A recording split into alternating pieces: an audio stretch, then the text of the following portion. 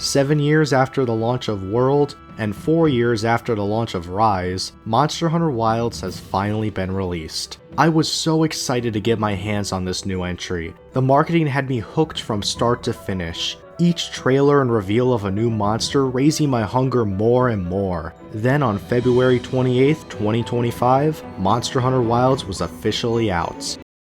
It's about time I addressed the elephant in the room. Have you noticed that the Monster Hunter community has gone completely insane? Ever since Wilds released, the fanbase has turned into a massive war zone of extremists, claiming that Wilds is either a flawless masterpiece or unplayable garbage that will forever ruin the franchise. Personally, I think Monster Hunter Wilds is a great game. I do have some issues with it, whether that be the poor optimization, the railroaded campaign, and especially the lack of a customizable room. Why can't I show off my pets, Capcom? But in spite of its faults, I still really enjoyed the game. And as long as you don't harass people for having a different opinion from you, your stance on Wilds is valid. You're valid if you consider this to be your favorite Monster Hunter game. You're valid if this is your least favorite Monster Hunter game. And you're especially valid to be frustrated if you can't even play it due to the horrendous optimization. But I want to make something clear from the start. This isn't a Wilds review, this is a monster ranking. There are plenty of other videos you can go to where sharing your complaints on stuff like optimization or endgame issues are far more relevant. So let's keep the discussion courteous, on topic, and respectful. Now let's discuss the monsters of Wilds. Say what you will about this game, but one thing that most people agree on is how amazing the overall boss quality is. I personally think the roster here has a much higher standard than both base World and base Rise. Each monster has its own design, fight, and grounded ecology or lore that makes them feel unique in their own right. Many monsters here push the boundaries of boss design in ways that the franchise has never done before, and it would be a disservice not to discuss these creatures in depth given the staggering amount of substance found in each one. Despite it being a ranking and not a tier list, I do have a criteria sheet for those who'd prefer a tier list style of video. The color I have of each number before the monster indicates what tier I'd put it in and what score I'd give it out of 10. But spoilers for ahead, there are no monsters that will be in the peak tier, nor any that will be in the bottom 3 tiers. Despite not personally thinking any monster in base Wilds holds that illustrious 10 out of 10, there's also none that I'd consider outright bad. Hell, my bottom spot is the only monster I'd consider below average, and he's only a 4 out of 10 to me. So even if the bosses here don't hit the highest highs of base World, they certainly avoid the many lows I find in World's roster. With that being said, let's get into every monster in Monster Hunter Wilds. Well, not every single one. For future rankings I make on this series, I will not be including bosses I've already talked about, unless my opinion on them is significantly different, as I feel there's no point in me just repeating the same things I've said about a monster in a previous ranking. Because of this, I will not be talking about monsters that were in World like Rathian, but I will be talking about Rathalos, as I actually have something to say about him. Lastly, title update monsters like Lagiacrus and Misasune will not be included in this list. Those guys will have their own mini ranking dedicated to them once they've all been released. Now remember, I will be ranking the quality of the monsters based on their fight, design, and ecology, along with other factors that don't play as big of a role like armor designs and music. But I need to make a disclaimer, this ranking is entirely my opinion and not meant to be taken as some objective gospel. Anyone is valid to have a different opinion or disagree with my placements, especially with the amazing boss quality we're working with today. But that's enough rambling on my part, and you guys have waited long enough for this. I'm Bry-Bashton Benedicts, and this is every monster ranked in Monster Hunter Wilds.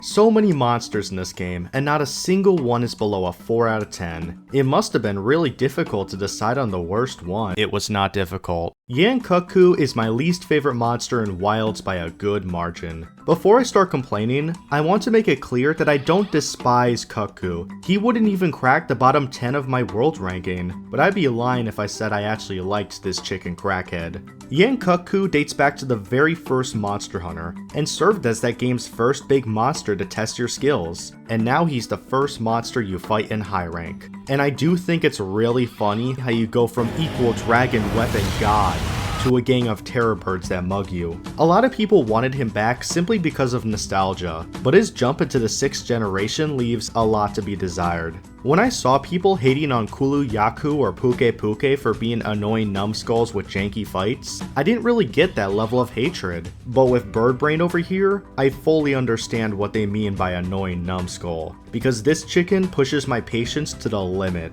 There's something about Kit Kaku's AI that feels way more janky than any monster here. Part of that is likely intentional to convey his personality, but this fight feels way more dated than the rest of the roster. For an entry that did such a good job taking old gen monsters and updating their fights to feel as fresh as the new ones, Yankoku feels like they barely changed anything apart from his visuals. There are some very questionable hitboxes with that stupid tail swipe, and especially that move where he shovels his beak into the ground and chases you literally anywhere. His moveset is incredibly basic, only consisting of some pecks, charges, and fireballs, but all of his attacks have some level of jank to them. The worst attack of the bunch is that brain dead charge, where he spits fire attacks and becomes a massive tracking hitbox, and he just spams it over and over again.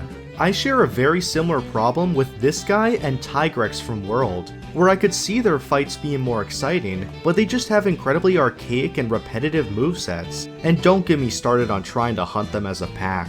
The whole pack mechanic in Wilds is very faulty with a lot of missed potential, as fighting a group of monsters at once is a neat idea, but the solution to handling packs is to throw dung pods at them to split them up. It takes a potentially interesting gimmick where bosses are designed to be fought both alone or in groups, and turns it into a time waster where you're yet again chasing after the one monster you're supposed to hunt. Now you can fight the Krusty Cuckoo gang all at once, but that will quickly lead to one of the most unenjoyable experiences you can have in the game. Instead of being designed in a way that allows you to target one while managing the others, it's a never-ending gangfest where you get pelted by fireballs from off-screen or stuck in Hitbox City. If you fight this monster one-on-one, you're dealing with an easy but incredibly janky boss. If you fight them as a pack, you're dealing with a frustrating nightmare of incredibly janky bosses.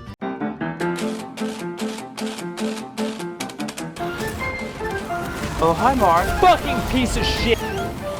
Get down, Mr. President! No!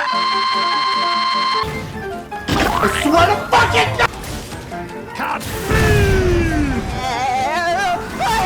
Pineapples. I don't want to do it. Pineapple! I'm done! Fucking done! Fuck you! Fuck you! Fuck you! Fuck you! Fuck you! Fuck you! I'm done! I'm fucking done with your bullshit game. I'm done! This is bullshit! I will say, the new combat additions to Wilds definitely make Cuckoo a lot more tolerable, like using the offset to stop his charge or the counter to avoid some wonky moves, so that may be why he doesn't annoy me as much as Tigrex or Shrieking like Iana. If there's anything this monster gave me, it's a massive appreciation for Yangaruga, cause at least the fight is enjoyable while still keeping the nutcase personality, even if some attacks can be janky. Cuckoo, on the other hand, just turns that jankiness up to an insane degree, while lacking any of the fun mechanics that can be found with Garuga. I get that being a janky nutcase is Yankoku's whole shtick, but many old and new monsters showed that you can make a boss a chaotic numbskull without relying on unfun mechanics to make them hard. He is a classic who established a lot of things that would define a whole class of wyverns, but just like Rathian, it leads to Birdbrain having nothing unique for himself. Wilds removed the one thing special to him, his relationship with conchus. For those who don't know, conchus were little roly-polies in the older games that Yankoku would eat, and he would spit these bugs at you as a form of attack. So why is that missing in Wilds? You'd think a Monster Hunter game so focused on ecology and environmental interactions would jump at the opportunity to fully realize said mechanics for an old monster, but Capcom just completely missed the memo. Without that interesting gimmick, Birdbrain has nothing special about him that other monsters don't already have and do better. If you want a more enjoyable pack monster, Ajarkon and Hirabami are better options. If you want a goofy bird-looking wyvern with a chaotic personality, Chemetries and Rompopolo are right there. If you want a fun hunt against a high rank monster with the flying wyvern skeleton, Rathalos and Rathian are still sticking around. Despite coming across that I despise this monster, I still don't hate hunting it, and there are times I can just embrace the insanity and have some brain dead fun. I can totally see how Cuckoo could be improved, like reintroducing the conchus or fixing up the hitboxes. But at that point, I'd rather just have a better bird wyvern like his cousin Garuga or Puke Puke. I'm glad some people have fond feelings of bird brain, I just can't feel the same towards this sensei chicken. However, if a 4 out of 10 goofy psycho chicken is what I consider the bottom of the barrel in base game wilds, I think that's a telling sign of the amazing monster quality, and shows that we have a lot to look forward to for the rest of this ranking. That fucker is back! Yeah, I thought he was gone for good too. Guardian, Ebony, Odogaron. I have nothing more to say about this dog. All my thoughts have been covered in its own separate video. But for the sake of my whole hedgehog hate Ebony bit, let's summarize my opinion and get it over with. Guardian Ebony pisses me off with how lazy and offensive and honestly forgettable he is. I cannot stress how much of a disappointment that is, considering my love for the original, and given how many years we waited for this game, I can't help but feel let down by the Guardians as a whole. They took a conceptually awesome idea of man playing God and trying to create monsters of their own, and turned it into a bunch of bleached reskins with endgame stats and underutilized mechanics. They did at least remove the dumb invader gimmick, give him one new turf war, and not make him nearly as unnecessary, but Guardian frustrates me even more so than base Ebony. Capcom had 2 shots at an Odogaron variation, but all they did was take a lazy, unnecessary subspecies and put even less effort in. They didn't even try to make any changes for Odo's jump into the 6th generation. There are so many directions you can pull the Fanged Wyvern. Make a Hellhound Odogaron that uses fire in the Oilwell Basin. Make a battle-hardened variant of Odo akin to Scarred Garuga or Frostfang Barioth. Make an Ice Odogaron that forms armor on its back and icicles for claws. Oh wait, you did that already. There's so much potential for Odogaron that is simply being wasted. They just copy-pasted a monster from 5th gen that checks all the boxes they needed for a Guardian, and it shows. Ebony's worse on a mechanical level as well. There are no new attacks that he didn't have before. And restricting his dragon attacks like the Spit to only his Hyper Phase makes the battle laughably easy. Odogaron simply feels defanged and declawed in this game. He lacks the relentless energy and intense pressure that Clifford effortlessly had in Iceborne, or even base World, and he overall feels much more sluggish than he ever has before. In my opinion, it feels wrong having the Guardian without the original, especially with this version lacking the scavenger personality, the awe-striking turf wars, or even the challenging fight that made him a skill check for so many new players. As mentioned, he's not objectively terrible, so he's never going to go below average, but my personal thoughts on the Clifford reskins have only worsened over time. If you started with Wilds and think Guardian Ebony is an amazing boss, that is great, and I am happy this monster gave you such a fun experience. However, as someone who started with World and saw how Capcom pushed the boundary on monster variations, with subspecies like Coral Puke or variants like Raging Bracky, I can't help but detest how lazy this guy is in execution. Even though I dislike Ian Cuckoo more, I appreciate that they at least tried with Bird Brain, even if it was poorly executed in my opinion. Ebony feels like they didn't even try at all, and that's why I'm greatly disappointed in him. But again, I have a full video focused on these Guardians if you want my full thoughts on the dog. Plus, you guys are definitely tired of hearing me talk about Clifford at this point, so let's move on to the good stuff already. Playing possum is what we do. We die so that we live. I must have lost my mind or something because I actually didn't have a bad time with Gypsyros. I was very skeptical going into this monster because history has not been kind to him. The Rubber Chicken dates back to the very first game in 2004 and has constantly been regarded as one of the worst monsters in the entire franchise. So when Gypsyros was announced as a returning monster for Capcom's most ambitious entry yet, it was definitely a head scratcher to say the least. I in particular was bitter, as even though I never even fought the guy, knowing he replaced my beloved Puke Puke was a real tragedy, especially with baby Puke showing all the signs that he would be back. But I do respect Capcom for going, hey, let's take this monster that everyone hates and make it halfway decent, and then pulling it off somewhat. But enough of the history lesson, what do I think of Gypsyros and Wilds? He's fine. Design-wise, I don't care for him. I understand he's meant to be this butt-ugly chicken hybrid, but I feel there are monsters in this game that convey that freakiness while still being visually appealing. Not to mention how bland Gypsrose's color scheme is too. Aside from that, I enjoy the variety of different gimmicks the rubber chicken has up its non-existent sleeves. The stretchy tail, the poison, the flashbang, and the dead mechanic. Let's actually talk about each one. That stretchy tail of his, looking like one of those springy door holders, is a deadly weapon due to having a comically insane amount of reach, stretching out 2 times longer than its entire body. Then there's his flashbang, reminiscent of Disco-era Dilophosaurus from World. So you better be prepared or else you're gonna get hit with the good ol', leaving you at his mercy. Come get you some crunchy, boy.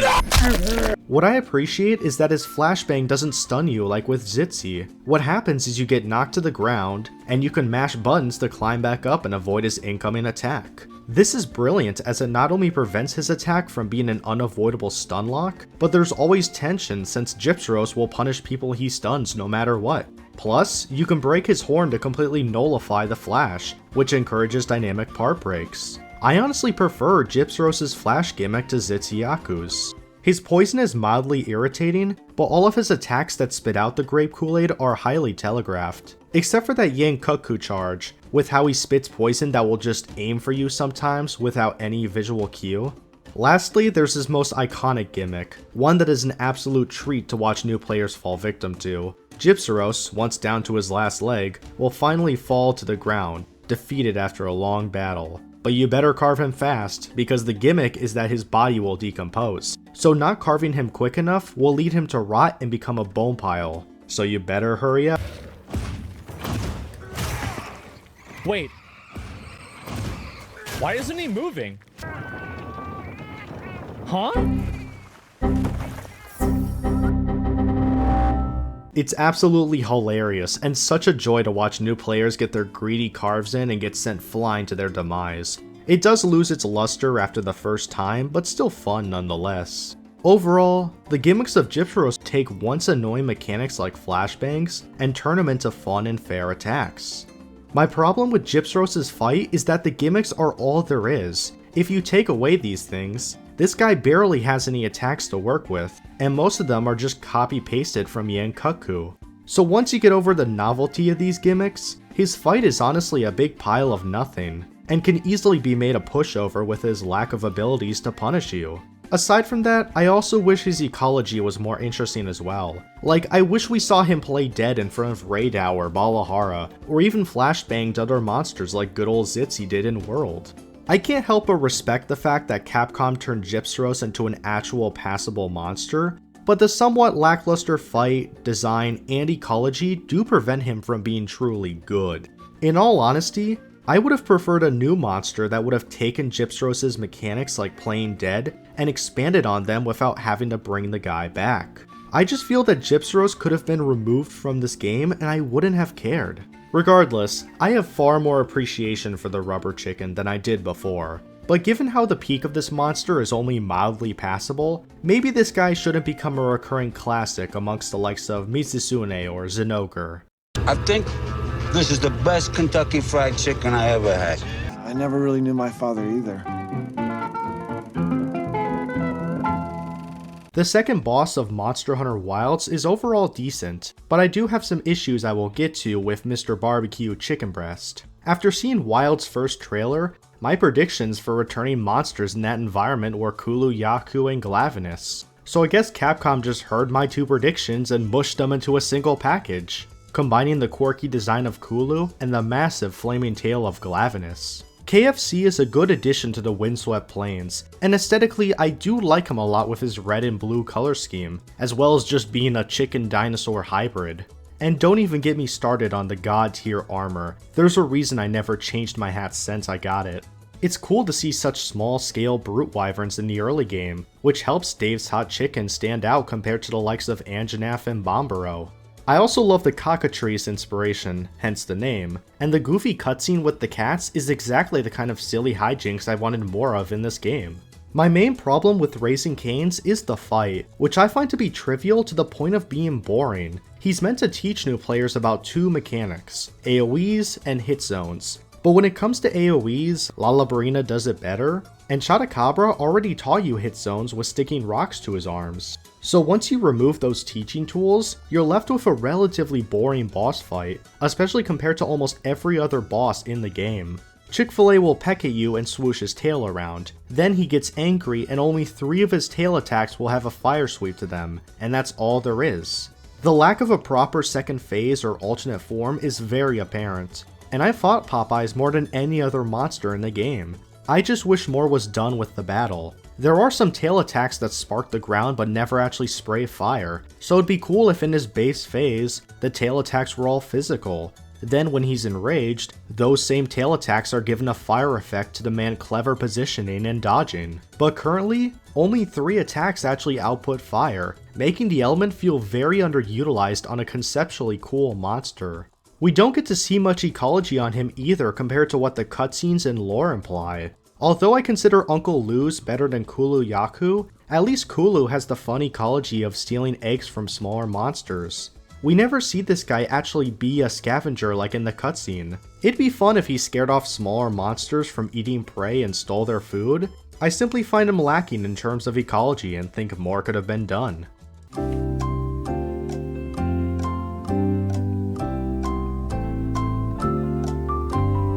In my opinion, Buffalo Wild Wings is a decent monster that has a fun design and concept that is ultimately brought down by a fight that's so easy it's boring, as well as having some pretty underutilized use of his ecology and elements. I just want more from this monster, but I can totally see why people have grown to love Gus's fried chicken. He's so ugly!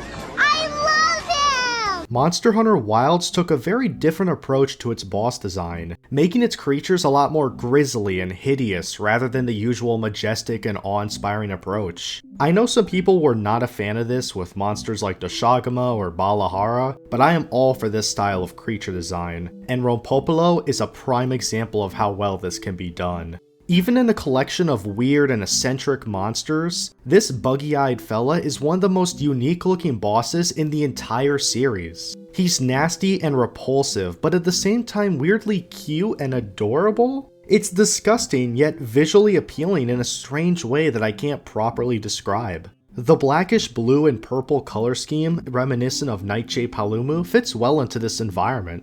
I love the mantis-like pinchers for arms and the gecko pads for feet. The huge bulbous sacs that make up its entire back create such a grotesque appearance. And the mosquito-like face with the dead crimson eyes that stare into your soul is the cherry on top. He even has a hummingbird beak and tongue, which makes me wonder if this guy's tongue also wraps around its skull. It'd be pretty sick if it did. I just love this guy's entire aesthetic. He's a monster that was designed expertly for his map, the Oil Well Basin, and his ecology ties just as well into this ecosystem. Those sacs on his back and body are filled with noxious purple gas, which he expels as poisonous mist from his mouth, or can drive that syringe on its tail into the oil below, injecting it with gas that create tar eruptions from the ground.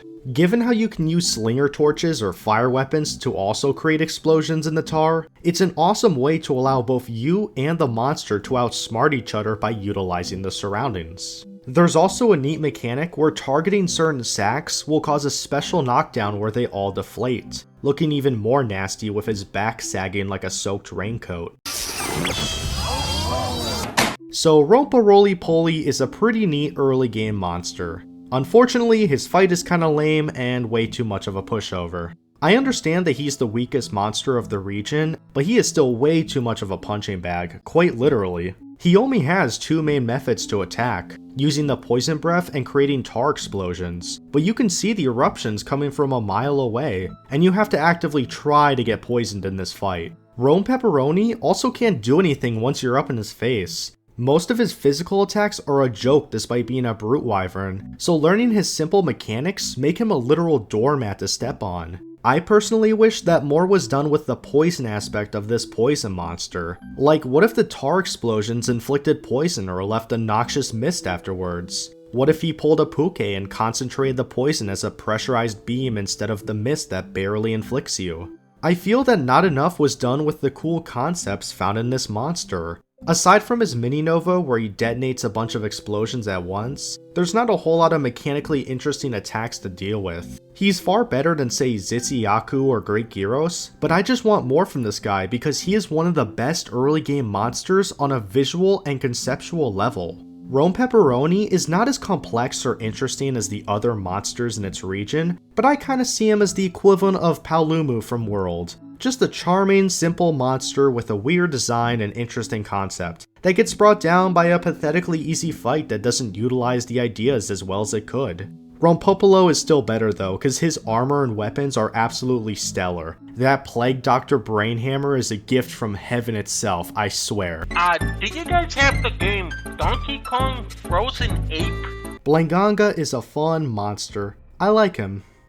I've already run out of things to say. Of all the monsters on this list, Blanganga is definitely the boss I have the least to say about. Not saying that he's boring or inoffensive, just that he kinda gets overshadowed by this game's impressive and diverse roster. He's basically an afterthought because you simply fight him at the wrong time. He's saved until high rank, after you've beaten every other monkey and most endgame bosses, so by the time you reach him, he dies before he can even put up a fight. I know I keep making the same point of easy difficulty for these monsters, it's an overall issue I have with Wild so far, but Blanganga is definitely one of the biggest culprits of this. I had to fight this guy with a level 1 weapon just to see what he could do, and even then he didn't last that long.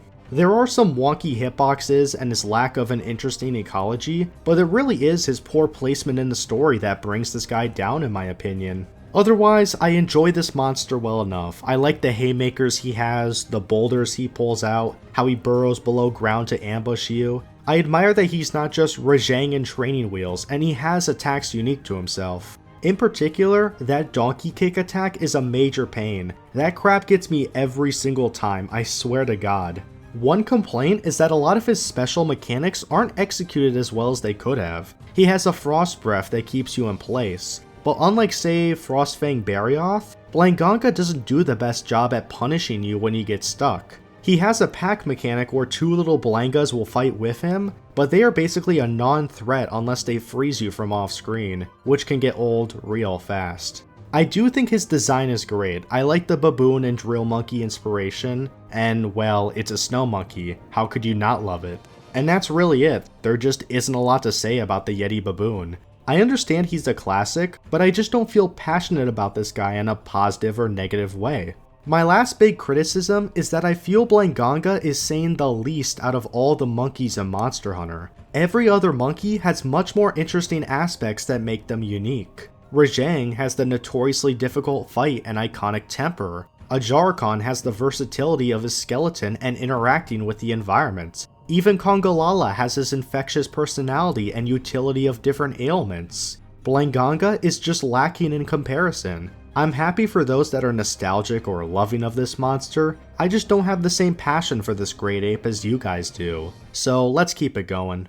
And please stop floating. Since we're not leaving the Ice Shark Cliffs just yet, let me talk about why it's my least favorite biome in both World and Wilds. Yeah, I'm not a fan of this locale at all, and it really frustrates me that this map prevents some of my most requested old monsters from returning in Wilds, like Gameth or Xantrios. I appreciate that they did something different from Hoarfrost Reach, but for a game focusing on such grand and vast biomes, the Ice Shark Cliffs are way too cramped and boring. This labyrinth of caverns and crawl spaces never felt satisfying to traverse the same way that most of the other maps did. Plus, I think the whole gravity wellspring with the floating objects is a bit too much for me personally. I know it's some sort of bullshit gravitational anomaly with the Dragon Torch, but I find it to be too outlandish for my liking. The whole ecosystem is very problematic in my eyes, and it seems a lot of people share the same sentiment with the biome's floating flying fishies, Hirabami. When looking into the community, Hirabami is easily the most disliked of the original Wilds monsters, and it's not even close. As for what I think, I find him to be both very underrated, but also not all that great. I will say this though, fighting the Hirabami gang was some of the most fun I had in Wilds campaign. It is so refreshing to hunt a pack of monsters that is actually fun to fight as a pack. It's really strange how prominently the pack mechanic was featured in the marketing, only for it to be such a non-factor in the campaign. You don't even truly fight a pack of monsters until you reach these guys. Compared to Doshiguma and especially Kukku, Hirabami feels designed to make hunting multiple fun and fair.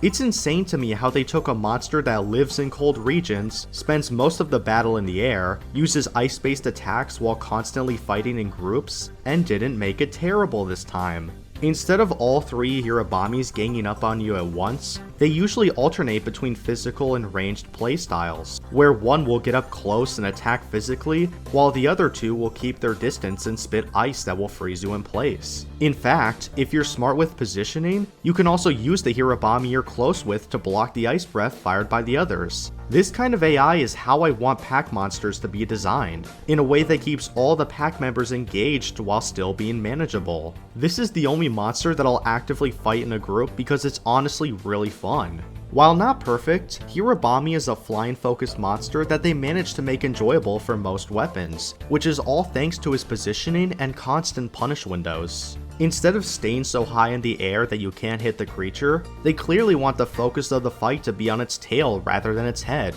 The tail is constantly low to the ground in its idle animation. It's the largest hitbox on the monster. It will consistently get stuck on the ground after attacks. Hell, you can even break it up to 5 times if it wasn't obvious enough. On top of that, doing enough damage to the tail and head will cause a special knockdown, which gives you ample time to get damage in, especially with how easy their ground-based attacks are. His fight is a lot better than I thought it would be. Sadly, the monster's not all that great. Yeah, despite defending Hirabami more than the average person, he has some pitfalls that prevent me from calling him all that good. Their pack mechanic being fair to fight as a group is also to the boss's detriment, as they are an absolute joke to fight one at a time. So if you deal with this pack the same way you're taught to handle the others, throwing the big dung pod and tracking down the leader, then calling this fight a cakewalk is a big understatement. These guys are too mechanically basic and need a more difficult moveset, especially at the point you fight them in the story. Also, despite praising Hirabami for allowing you to attack it more than other flying monsters, it doesn't mean that downtime isn't a problem,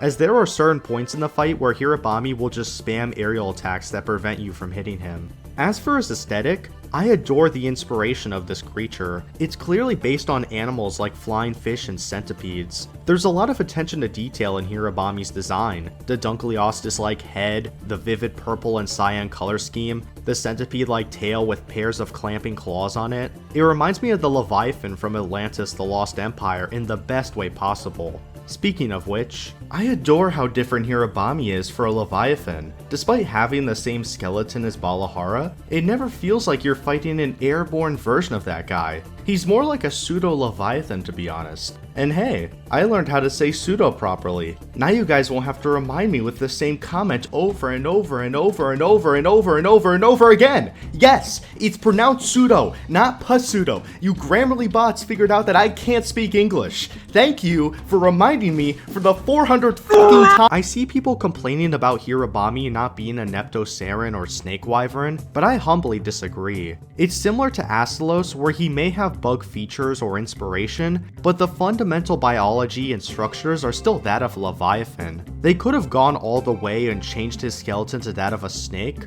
but I don't think that should be considered a negative on Hirabami's part. I'm mainly mixed on his ability to float in the air. Basically, the membrane on his body used the hot air front created in the biome to constantly remain afloat. However, much like the biome, it may have an in-game explanation, but I feel it's a bit excessive having a boss that full-on floats in the air like this. In the Ice Shard Cliffs, this is acceptable, but then when you fight them in the Wounded Hollow, they still float the same way, and that's where my disbelief is pushed a bit too far. I know that many Elder Dragons are able to float in the air, but I still am very much conflicted on how I feel about Hirabami's ecology.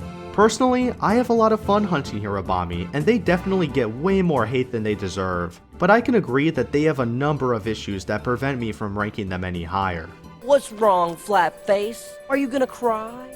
Do you want me to call your Flatface mommy? Doshiguma is definitely a monster of discussion, as people have a lot to say about the pseudo-flagship of Monster Hunter Wilds. And yes, I know it's pronounced Doshiguma, but Doshiguma sounds better and you can't tell me what to do. This hairy flat-faced bear lion was basically this game's Anjanath. He was the first and most prominent monster we saw in the marketing, is built up as the first true skill check in the campaign, and was the poster boy before Arkfeld was even revealed. However, while I do think Doshiguma succeeds in this role as a secondary flagship, I find him less enjoyable than Anjanath and definitely is one of the weaker members of the Beta Boys. Dosha Bubblegum is a fantastic monster to fit into the Windswept Plains, and it lines up for him to migrate to the Scarlet Forest from time to time. As mentioned with Rompo, I appreciate that Wilds chose to make their new monsters more ugly and ferocious, and Doshiguma captures that fantastically. The yellow shaggy fur with the scrunched up face only a bulldog would love, it makes sense given the harsh sandstorms these creatures deal with on a daily basis. It's a simple but effective design, even if it's visually my least favorite of the original desert monsters.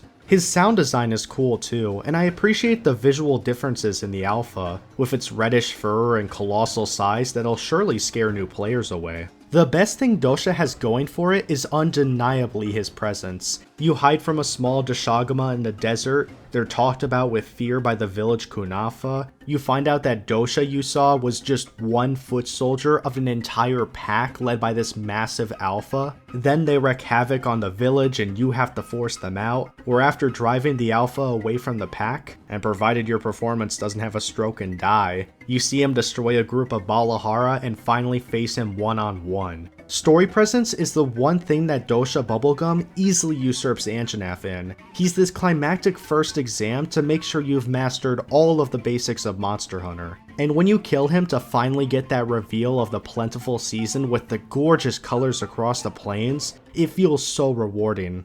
Gashadama is a great monster in the narrative, but actually hunting him, I'm not as big of a fan. Don't get me wrong, I don't dislike fighting this guy, but he's nowhere near as satisfying as bosses you fight after or even before him. His moveset is about as basic and simple as it gets. He has some brutish paw swipes, bites, and slams, but the lack of moveset variety really hurts him in my opinion. They do make the most out of Dosha's limited abilities, giving him some dynamic combos and extensions where he pounces or pulls out the ground beneath him, but it's also brought down by how egregiously delayed some of his attacks can be. He's simply one of those fights that became less interesting the more I replayed it. And this is where we get to my main criticism with Dosha Hubba Bubba. He lacks any special sauce to make him stand out. Imagine if Anjanath didn't have his crazy sinuses or ability to breathe fire. It would feel pretty basic, right? Now you're just fighting a dinosaur. Well, that's how Doshiguma feels to me. The closest thing he has to a sauce is the whole alpha and pack gimmick. But 90% of players will do what the game tells them, throw literal crap at the monster and fight the alpha one-on-one. That's my overall criticism for the whole pack gimmick of Wilds. It's cool how monsters will fight in groups now, but what's the point if all you're doing is throwing a dung pod to split them up? It just makes the gimmick feel like a waste of time. He does have a gimmick where all of his wounds open up after getting really angry, but that is not frequent or interesting enough to change up his fight. My point is that Dosha Hubba Bubba needs something, perhaps an element or ailment as a breath attack, or expand on him picking up small monsters and chucking them at you. It's funny because they tried to give him spit attacks in his guardian form that inflict defense down, which could be interesting, but he rarely does that attack and you never get hit by it when he uses it. Also, you may have noticed two numbers before this section, because this is a technical tie between normal and Guardian Doshiguma, even though I do consider base Dosha to be slightly better than this version. To put in short, they tried to make Guardian distinct from regular with not only his spit attacks, but also having him be a solitary vanguard as opposed to a scavenging pack hunter. However, the final result ends up taking away a lot of things special about the original, such as his alpha pack gimmick, open wound mechanic, and ability to throw small monsters. But on the other hand, Guardian Dosha does have a much more engaging fight, so they do somewhat balance out compared to the other Guardians. I personally would love to see this guy get a proper subspecies, with some new ecology or element to make him special, because more could be done with Dosha to push him into the ranks of a legitimately great boss. All in all, Doshaguma is a monster that has a lot of highs and lows. Its amazing story presence and fitting design make him decently memorable, but I find that the uninteresting fight and the lack of a special sauce are holding him back from being an exceptional creature. It's disgusting! And it just gets... I'm gonna keep my discussion on G-Fulgur brief, as I've basically said everything I needed to in my Guardians video, and he is definitely the GMO I have the least to say about. But for this ranking, I mainly want to focus on why I think Fulgur works a lot better in Wilds than Ebony Odo. While the fight is noticeably weaker than Base and Fulgur Anjanath in World, G-Fulgur isn't nearly as butchered as Odogaron and actually provides a decent challenge. This is mainly due to utilizing the Guardian mechanics a lot better, as his lightning AoEs and wide sweeping attacks make him much more successful at exploding the will crystals. The Elmer's glue looks really good on Fulgur even if I have a soft spot for the original orange, and the game's fantastic lightning effects pay off especially well with his thunder visuals. What also makes Fulgur a better Guardian is that they somewhat retain his personality, as they kept his sneeze attacks and sinus issue, along with some new turf wars that actually show off his brutish aggression, such as battling Deshagama. With that said, they also removed some aspects of Iceborne's Fulgur, like turning his big super move where he dives forward into a basic attack, or the worst being that they cut out his awesome transformation roar when he becomes supercharged. On top of that, Fulgur still suffers the same problems that the other Guardians do, and I really dislike that this guy has nothing unique from his original version and world. I've said it before, but just like Ebony, you love Guardian because he's Fulgur Anjanath, not because of anything new he brings to the table. G-Fulgur is basically a less offensive version of Guardian Ebony, where he is very much carried by the good qualities of Anjanath, while also not being as gutted of his difficult fight or personality. I still find him to be lazy and lackluster as a monster variation, and would have preferred a Guardian that feels meaningfully distinct from the original. You will not lick me! Monster Hunter Wilds has a pretty great tutorial all things considered, especially compared to Monster Hunter World. With Base World, you and the handler got lost in the forest for an hour while getting bombarded with the most disorganized shitstorm of a tutorial. Meanwhile, Wilds throws you right into the action, getting chased by the Balahara, learning your weapon, and concluding with your first hunt against the crazy chunky frog, Chotacabra. Chotacabra is a rock-solid tutorial boss that is definitely better than Great Jagras and Great Azuchi from the previous generation. Personality-wise, I love this guy to bits. He's just a goofy goober who walks around, bathes in the oasis, and slurps up those nasty bugs with his tongue. He's super passive and prefers to just sit and enjoy the view, and sometimes I'll put aside my animal cruelty and join him. As for the design, he's equally great. They gave a giant frog the bulky body of a gorilla and the scaly skin of a crocodile, creating an awesome animal in the form of this amphibious desert dweller. He has some interesting ecology too. Basically, he uses his tongue to lick up sand or rocks, and then coats his arm with the tongue until said rocks harden and make his body armored. It's a gimmick that's potentially cool, but does absolutely nothing to change his fight or attack style. Maybe if he inflicted different elements depending on what he licked up, kinda reminiscent of Garen Golem, but as for now, the gimmick does basically nothing for the entire fight. The battle is incredibly straightforward, and as a tutorial boss, he does a fine enough job teaching you the basic mechanics. His attacks come out a week in advance, and most of them don't even knock you to the ground, just slightly flinch you like a longsword player. He teaches you focus mode with how frequently he wounds, and the rocky arms encourage you to target certain weak points. However, I don't like how you can just stay behind his defined butt with no chance of the boss fighting back. It's a strategy you should not be taught with the first boss of this game, and Chotacabra fails to teach some of the game's other lessons due to one big problem.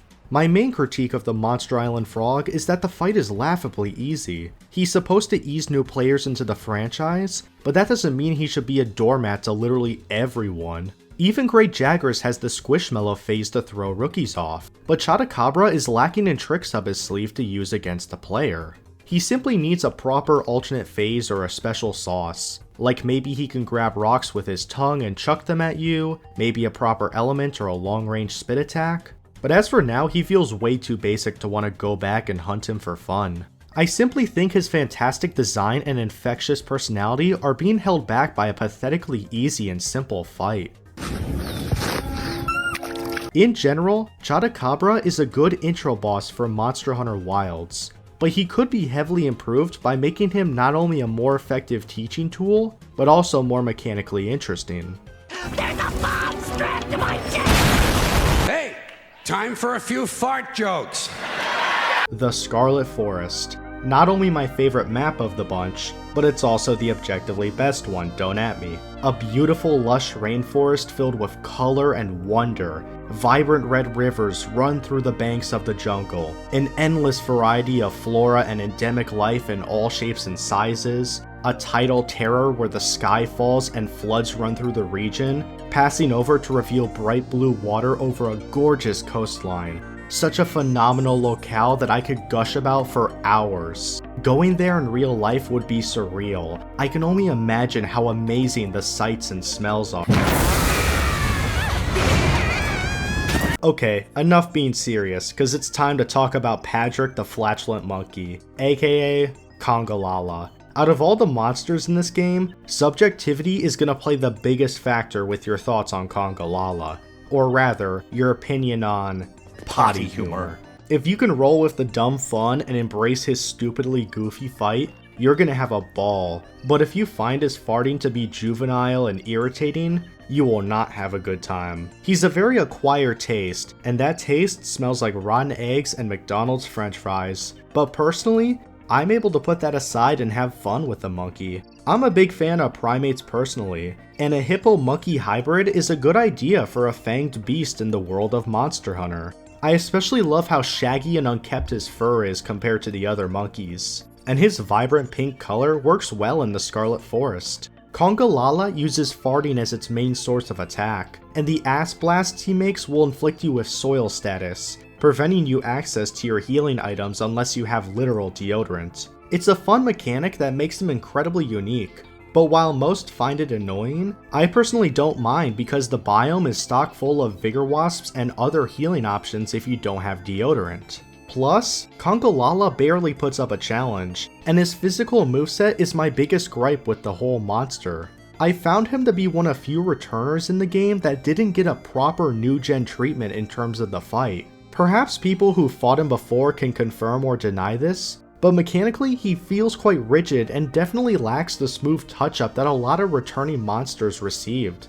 Lala Conga just becomes a pushover way too quickly, and I get the game wants to ease new players in, and I know people are sick of me making this point, but after the punching bags of Chata, Cametries, and Lala Barina, did we really need yet another cakewalk? I just want to see a monster last for more than 5 minutes and actually see what it does.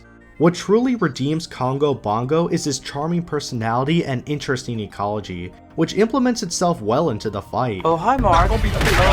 Outside of farting, Congalala can sniff out mushrooms, tracking them down and using his tail to pick up and gorge on them. Eating these mushrooms will then change his breath attack, giving him access to a variety of different ailments like blast blight or paralysis. He serves as the main teaching tool of ailments to new players, and I think he teaches that lesson well given his variety and status effects. What really helps is that the mushroom he eats will determine his breath attack. Nitro shrooms cause blast, parashrooms cause paralysis. It makes sense and helps in there being a visual indicator to know the ailments ahead of time. In high rank, he can even eat a unique mushroom that grants him the ability to use any ailment he wants. At first, I hated this and thought it was a cheap excuse to make his fight more difficult by scrapping his ecology. But said item is a dangerous mystical delicacy that was commonly considered an urban myth. Black truffles. The pink primate actually has to dig up black truffles, so you're given time to interrupt his animation and take the truffle for yourself, which you can use for cooking later. I absolutely adore this. It's these kind of gimmicks that I want in high rank to evolve the fights of past bosses. Congalala has other aspects that help him stand out, like when he gets caught in a trap, His ass is sticking out instead of his upper body, and he farts on you while still trapped. It's so hilariously stupid, especially when capturing him will just leave him stuck like that. That's his life now, I guess. Look at how he's trapped! Look at the brown ooze, like, ah! I also have to mention how he literally pulls out his own crap to chuck at you. So he's earned the monkey license in my book. I also love his relationship with the Woodwoods, and I find their rivalry to be a neat addition to the world building, reminiscent of Beatotus. I can tell that I'm giving Congalala way more credit than most people will. He definitely has a worse fight than some lower monsters on the list like Doshiguma, but I love Monster Hunter for its grounded ecology, and the pink monkey has it in spades. In my opinion, Congalala may have a rigid and mediocre battle, but his charming personality and clever ways to use the environment help in redeeming the great ape, and I consider him a guilty, albeit foul-smelling pleasure. While on this subject, here's a mod I found. Whoever made or is currently using this mod, please seek some help. I'm him. I've been him. I will continue to be him. In all honesty, Rathalos is the only Guardian that deserves to be on this list, because he's the only one who's considerably different in quality from the original. I just wanted to dunk on Ebonioto, but Guardian... Fuck, hit my desk. Guardian Rathalos is easily the best of the bunch, but also worse than base Wrath in this game. The purple veins and white coloration looks really good on the poster boy, and I believe this version of him is better than his base form in both World and Rise. The Wilk attacks are also implemented here much more naturally than any of the others, as the talent attacks that create Wilk AoEs combine nicely with the Fire Breath, creating elemental explosions that flow well with the battle. There's a lot of positives I can say about G. Rathalos. He actually has moves entirely unique to himself, the Will Crystals give just enough time to be used against each other without being one-sided, and he's well integrated in the story compared to the other Guardians. Now, G-Wrath is still not a considerable upgrade to past incarnations. He has a habit of spending way too much time in the air, he has some janky animations that clip with the environment, and after fighting base Rathalos, you don't really have a reason to choose this guy over his superior Crimson counterpart. Aside from that, most of what brings him down is what brings down the other Guardians as well, so there's a limit to how high he can go on the list. Even so, this is still the best Guardian by a landslide, and more importantly, he's the only one that's meaningfully distinct with his own identity. If all the Guardians were treated the same way Rathalos was, I would think a lot more highly of them as a unit, but I guess we'll have to see what construct monsters are made in the future. I appreciate G. Rathalos more than all the other Guardians combined, and he shows that there is potential in this subcategory of monster, even if he's brought down by the same pitfalls that the others have. But once again, I have a whole video going into depth on him and my overall thoughts on this group of GMOs, so check that out if you haven't already. Then out of freaking nowhere, this worm thing attacks! Out of all the monsters I'll be discussing today, there was one in particular that I really warmed up to. When I first saw him in the marketing, I didn't really care much and thought he would be on the lower end of my list. But the more I hunt this guy, the more I like him, as I've grown quite a soft spot for Balahara. This sand-dwelling Leviathan is easily my favorite non-Apex resident of the Windswept Plains, and there's some mechanical complexity that many people fail to see. To start, I just love his design. Whoever came up with the idea of a sand serpent with the tail of a drill and the mouth of a drill rig should be given a golden award in monster design. There's so much detail that's easy to miss with them, like how they have gills that expel the sand out from their body, or the dozens of concave eyes under their maw that are clearly inspired by the eyes of Scallops. The orange and dark brown color scheme fits well with the map too, and has a nice contrast with the blue glowing mouth in the dark. The scaly serpentine appearance is great for a desert monster. It almost makes me wish they were snake wyverns. It's mesmerizing how they slither across the dunes, like sand off a sidewander's back. Quite literally. People don't really give Balahara enough credit for how technologically brilliant he is. The fact that they took the sinkhole of Diablos from World and made a monster that can form said sinkholes anywhere on the map on a whim is a brilliant idea. It's integrated both into the fight and to ambush monsters on the map, which can take both you and said monsters to the underground regions. I just wished it was executed better. I personally would have had the sinkholes be much stronger and sometimes guarantee getting sunk in like with Diablos, cause it's very easy to just bail out with your sacred at the moment. It's also neat how he climbs on the pillars and ledges of the region to rain down mud on you, and you can even break the pillar to speed up the process. This fight does have inevitable downtime due to these mechanics, but it's not nearly as tedious as some world monsters were. I could complain about them not being in a pack since the cutscenes convey them as pack-esque predators, but given how insubstantial the execution was on the whole pack mechanic, I don't think it's fair to punish Balahara solely for that. Ecology-wise, I was worried these grabioid looking creatures were just going to be mindless killers, but then I saw one just sitting in the sand, catching the wind in its scales? Gills? Or even when he's just standing on its hind legs admiring the view. They did a lot to add humanity to these creatures that I wasn't expecting. A lot of that personality is conveyed in its moveset as well, like how it uses its tail to twist you off its head while mounting, or that one move where it literally goes flying backwards like a missile. It's all pretty great. Balahara may not have the most exciting or advanced fight, but I honestly find it much more enjoyable than hunting Chada or Dosha. He can stab and swipe with his tail, dig his mouth into the sand to create mini sinkholes, some fun use of the water element with its questionably colored mud breath, and the whole burrowing mechanic makes the battle much more interesting compared to other early game monsters. My biggest complaints would be that some attacks are egregiously delayed. It's no mark at the Fell Omen, but definitely noticeable on repeat hunts. And there is quite a bit of downtime hunting him due to all the burrowing, like I said. I don't know if this is a hot take or not, but I really do like Balahara. He's got an awesome design paired with some unique ecology, a decently enjoyable fight, and some really impressive environmental interactions. He's no Beatotus, but Balahara is just an entertaining Leviathan that I've grown to love more and more over time. Can you fly, you sucker? Can you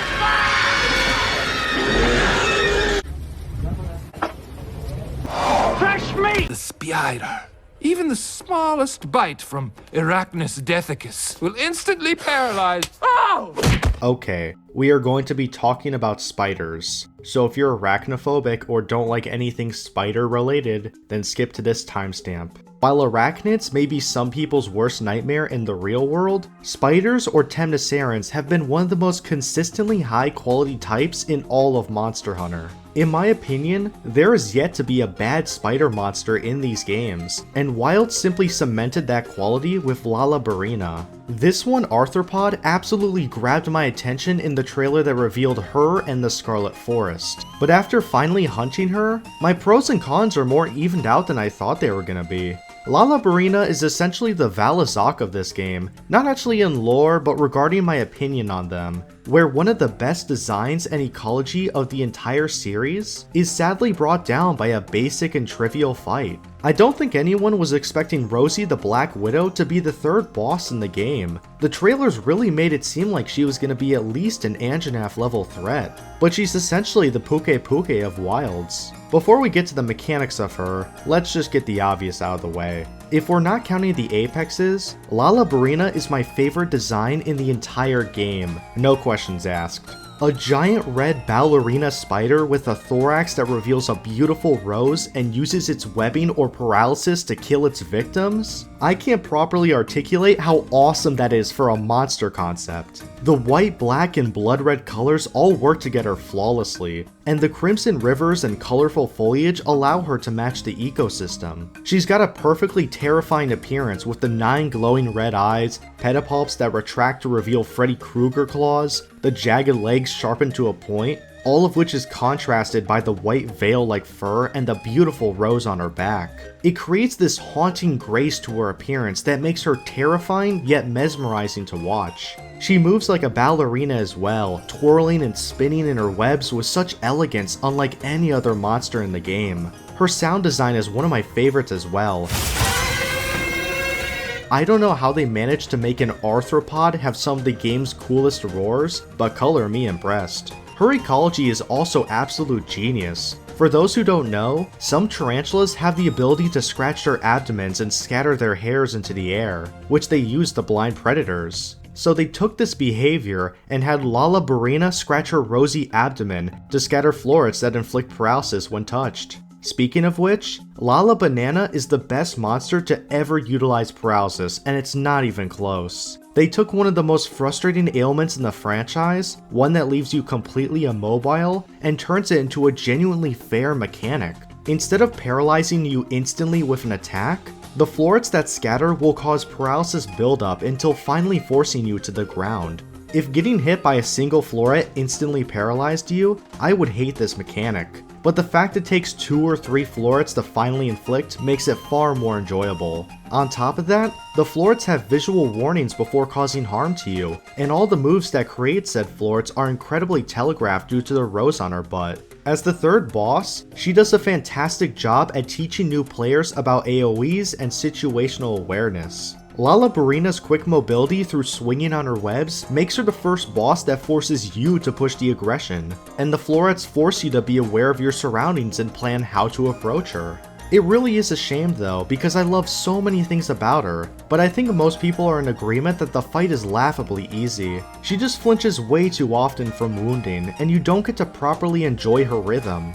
She also has way too basic of a moveset. Most of her physical attacks are pathetic swipes and slashes that barely put you in any danger. She is the third boss, but many early game monsters prove that you can have mechanical complexity while still being manageable. If anything, it makes them more effective as a teaching tool. I get that Lala Banana is meant to ease new players in, but the marketing really did her more justice than the actual game. Despite how much I love the spider, it's a fight that loses its luster the more I play it, but all she needs is some more dangerous attacks and a chunkier health bar to make her great.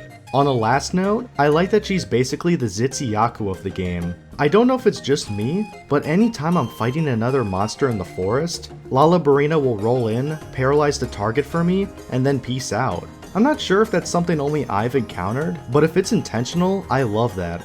In my opinion, Lalabarina was kinda disappointing as the marketing had me confident she was gonna be one of my favorites in the entire series, but the fight is just too much of a breeze to be a top tier 10 to Saren. Putting that aside, Lalabarina is still a rock solid spider with one of the best designs and ecology in the entire series. And I cannot forget to mention her gear, cause that is god tier level stuff. Everyone's gonna hate me. Oh boy, I wasn't looking forward to this one. To make it as clear as possible, I do in fact like this monster. This guy's in the top half of my list and I believe it is a great boss. I do not hate this monster. Having said that, there's no real way I can ease into this hot take of mine, so let's just rip the band-aid off as quickly as possible. I don't get the hype around Jin Nahad.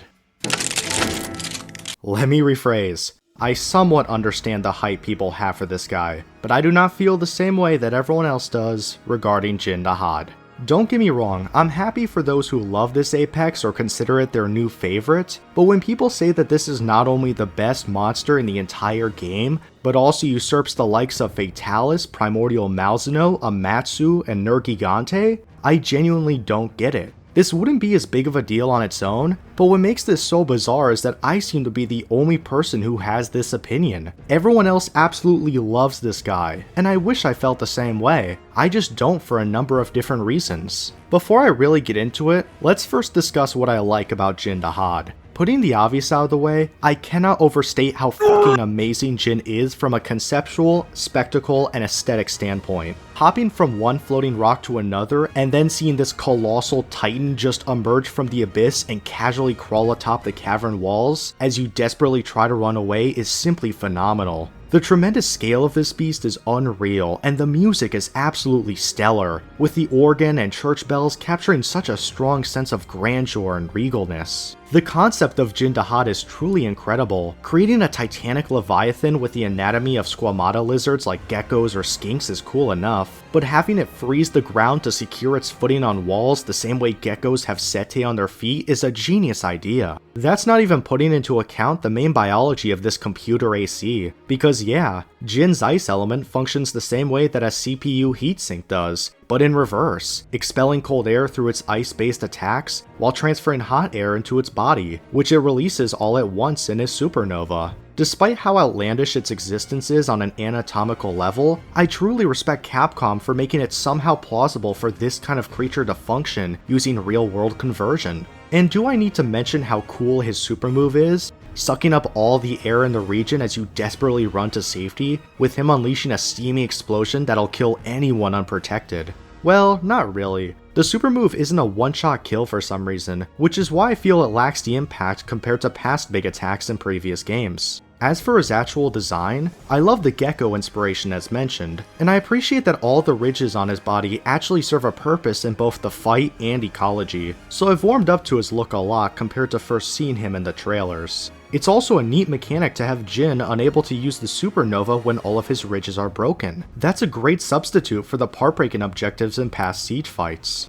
Now that I've gotten all the positives out of the way, there are three main problems with Jin Dahad that bring him down: his behavior, his fight complexity, and his downtime. Starting with his behavior, Jin may function as a living creature, but I find his role as an apex very flawed. Apex predators are a species of animal that consume prey and sit at the top of the food chain without any natural predators to fear. The reason I'm saying this is because Jin Dahad is not an apex predator. He may not have any competition, but he does not eat or even behave like an animal. The areas you fight him in are entirely separate from the main locale, he doesn't have any turf wars, and he doesn't even eat or hunt prey. He's a mindless monster wandering around his hobbit and waiting for you to kill him. This is more acceptable with elder dragons because of their mysterious nature and powers, but Jin is an apex predator that has practically no ecology to ground it. He does have this one mechanic where he'll pop up in certain zones and fire ice at other monsters, looking like a dog jumping on a table for food, which does improve my opinion on him.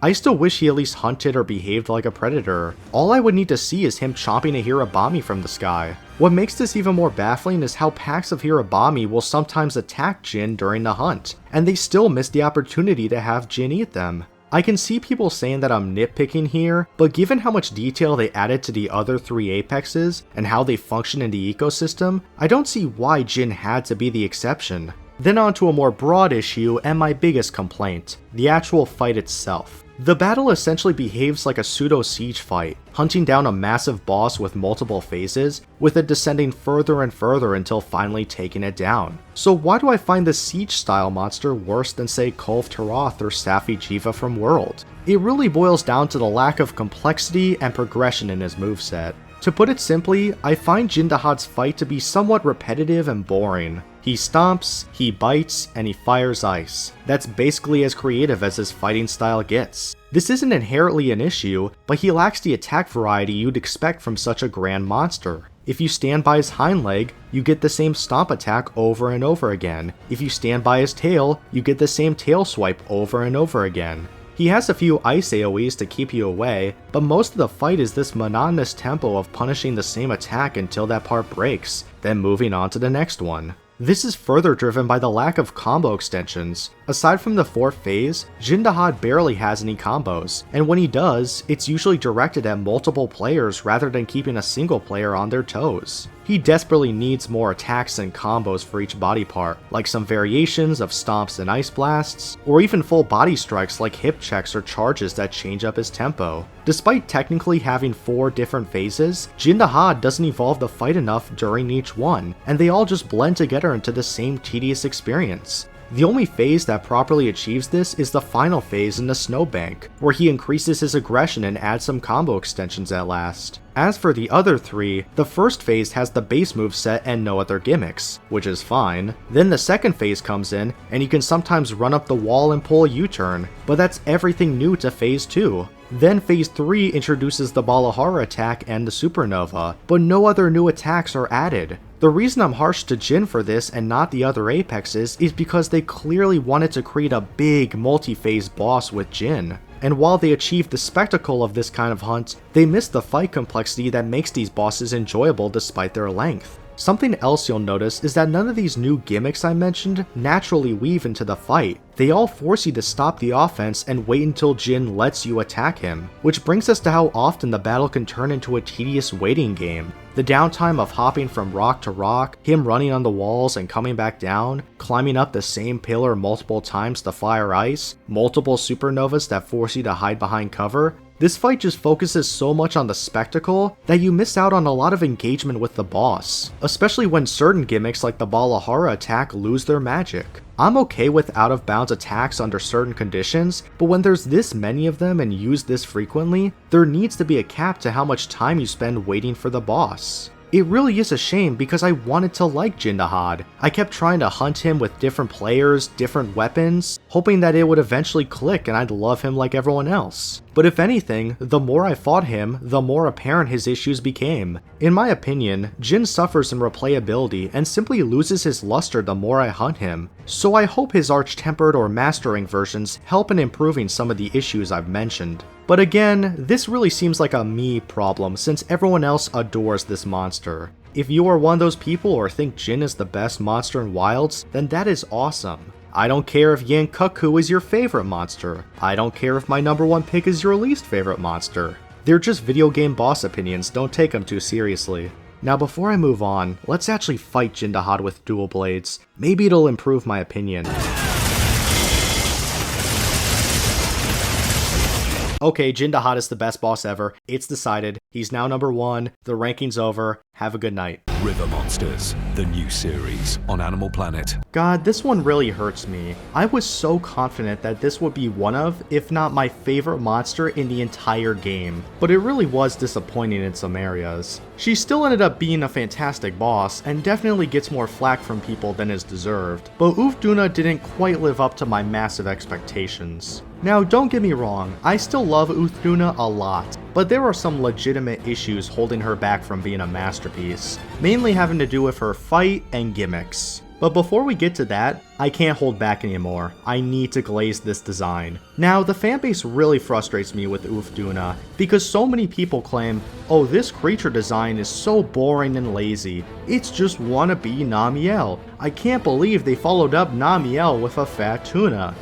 The only thing this and Namielle have in common is that they're inspired by fish. When you look at the biology of each, they are as different as an elk and an elephant. While Namielle is clearly inspired by abyssal zone species like anglerfish, Ufduna is inspired by river-based fish, specifically those that are diadromous. Ufduna's aesthetic and ecology are just as phenomenal as Namielle's, and I need to get my shit off on why.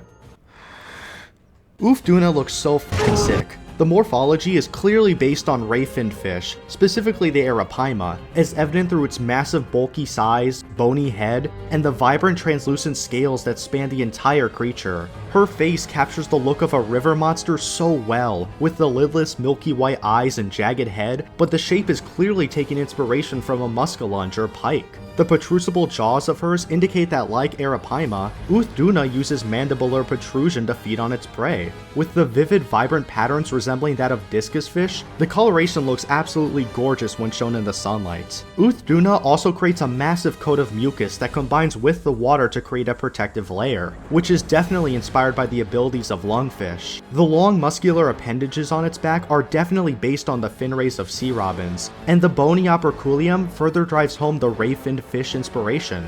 The bulky, robust body with the stubby arms and legs have a very similar shape to that of a Komodo dragon, which helps sell this beast as an apex predator.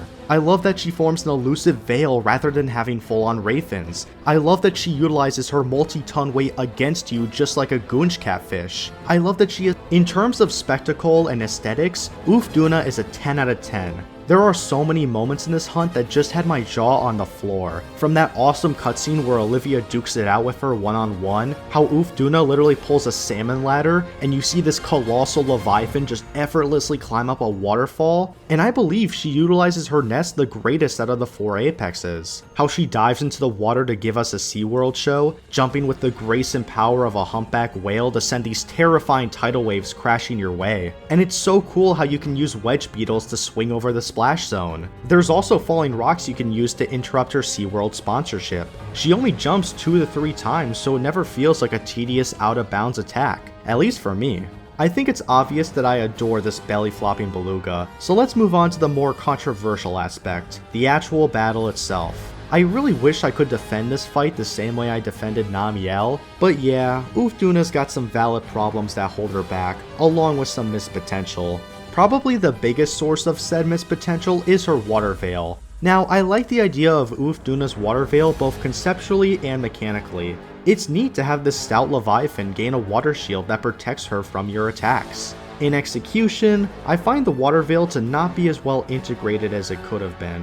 Basically, all it does is reduce the damage you inflict to her body and fins. Then you deal enough damage to break each part, and eventually enough DPS is done to knock her back into her weaker form. It's not a bad mechanic, but I wish they approached this boss the same way they approached Gravios, having a boss with tough armor that forces you to think and target certain weak points. If I were to improve Ulfduna, I would make the water veil heavily reduce damage, but have it alternate between certain parts of her body, so when the water veil covers her tail, you have to hit her arms to do good damage. When the water veil covers her arms, you have to attack her face or tail. Then breaking her parts will prevent her from forming the water veil on those busted parts. There's other ways you could approach her water veil, like having it affect her wave attacks, or maybe she unleashes a super move that gets rid of the veil, but I simply want more from her main gimmick. Another aspect of Mist's potential is the moveset. It's simple and satisfying, but like Jindahad, definitely lacking in complexity. I do really enjoy the idea of a water-based monster that uses its physical strength to crush you like a whale, rather than having the water beams that Namielle or Coral Puke possess. Choosing to dodge into her belly flops and slightly to the right or left allows you to roll under her arms and avoid the incoming waves. I also like how they treat her waves. They follow up her attacks once she's powered up, but instead of being an instant hitbox, the waves will push you back and grow in size until dealing damage, but you can roll through them during this time. My main problem comes from the fact that the body slams and waves make up 90% of her moveset, and tend to make the fight repetitive. It doesn't help that the hitboxes can be an issue, especially this one 360 spin, where she just instantly becomes a massive hitbox with no fair telegraph. I just think more should be done to increase the fight's variety, maybe increasing her mobility and allowing her to swoop and dive like she does in the cutscene with Olivia. There's plenty of ways to improve the battle. Another source of complaint is that some of the areas do not fit her well. Her nest and the big dam are perfect, but when she's deep in the forest during the downpour, it can very easily become a chaotic mess due to her size and the camera. This is also a battle where your weapon choice very much determines your enjoyment of Ulfduna. With hammer or lance, this hunt is an absolute thrill. With a slower weapon like gun lance or heavy bowgun, your experience can get pretty sluggish, especially when trying to handle the waves. Despite my critiques for the past while, I don't dislike Ulfduna, and there's a ton of potential to improve the fight up to the quality of its spectacle, kinda like someone I just talked about. I will acknowledge that my bias towards Ulfduna's design and ecology is the main reason she's above Jindahad, even if I think they suffer from very similar problems. Jindahad has more of an issue with downtime and replayability, but I still think improving his and Duna's fight could definitely put them up to the quality of the other two Apexes. However, this is not to shy away from how spectacular the visuals of Ulfduna are, and she still has a solid fight, even if there's plenty of room for improvement. I still love the belly flopping beluga to bits, and I truly believe an Ulfduna with a fully realized fight could easily rival Namielle for the best marine inspired monster ever made. It's not just a boulder, it's a rock. We have yet another returner from the first generation, the bruising boulder, the crushing cobblestone champion. It's time to talk about Gravios. Gravios was a monster I was somewhat skeptical of. Not as much as Gypsyros, but let's just say his little brother Basarios did not leave a great first impression in Rise, or even a good impression for that matter. So I was definitely worried that I was going to be fighting a bigger and more frustrating Basarios. But Gravios proves that giant rock monsters with crazy tough skin can actually be done right. Visually, his design is easily the best execution of the living boulder as a creature. The rugged armored skin with the scoots on his back and legs, along with the massive spiked mace of a tail, helps sell Gravios as a literal tank you do not want to mess with. Reminds me a lot of the Red Death from How to Train Your Dragon. Maybe that's why I like his design as much as I do. One thing I really appreciate about Gravios is his size and weight, because this fucker is massive. He towers over most monsters, even Apexes, and was one of only 2 monsters in this game to give me that feeling of being a minuscule ant. His movements and mobility in general all have this sense of scale and weight to them, making it clear you're fighting a literal boulder that weighs God knows how many tons. A boulder that will smash you into bug paste if you let it. My favorite feature of Gravios is the firepower, being able to spit fireballs from a distance, break wind in the form of his noxious gas, and of course, his infamous... Yep, Gravios has some high-end weaponry in the form of a massive lava laser, which will melt you to literal smithereens. The sound design of the laser is awesome, and as with most of his other attacks, so much weight to it. He can also expel a variety of different gases from his stomach, and utilizing sleep, blast, and even poison gas as indicated by the color of the fumes. What makes this fight work is that despite his slow speed, Gravios is still a challenge because of his aggression and ability to chain certain attacks together, such as following up a laser with a poison fart and vice versa. Gravios is a lot more interesting to battle than I thought he was going to be. He is one of the few bosses that forces you to think about your strategy and how you approach taking him down. His skin is literally rock solid, so weapon bouncing will happen a lot, which is a complaint of mine, but this criticism gets redeemed by the fact that breaking his belly exposes his most vulnerable weak point, and breaking it even further makes him take a ton of damage from attacks. It's a fight that not only has dynamic part breaks, but also demands that as a strategy from the player if they don't want to deal with weapon bouncing. The different weaknesses also convey this, with swords targeting the tail, blunt weapons targeting the head, and ranged weapons targeting the wings. It works as a puzzle boss that requires a much smarter approach than Oonga Boonga, and I respect that. It is somewhat to the detriment of the fight since downtime and weapon bouncing is inevitable every time you face him, but it is executed much better than it was for Basarios or Uragon. Today we face the monsters that are at our door and bring the fight to them. Today we are canceling the apocalypse.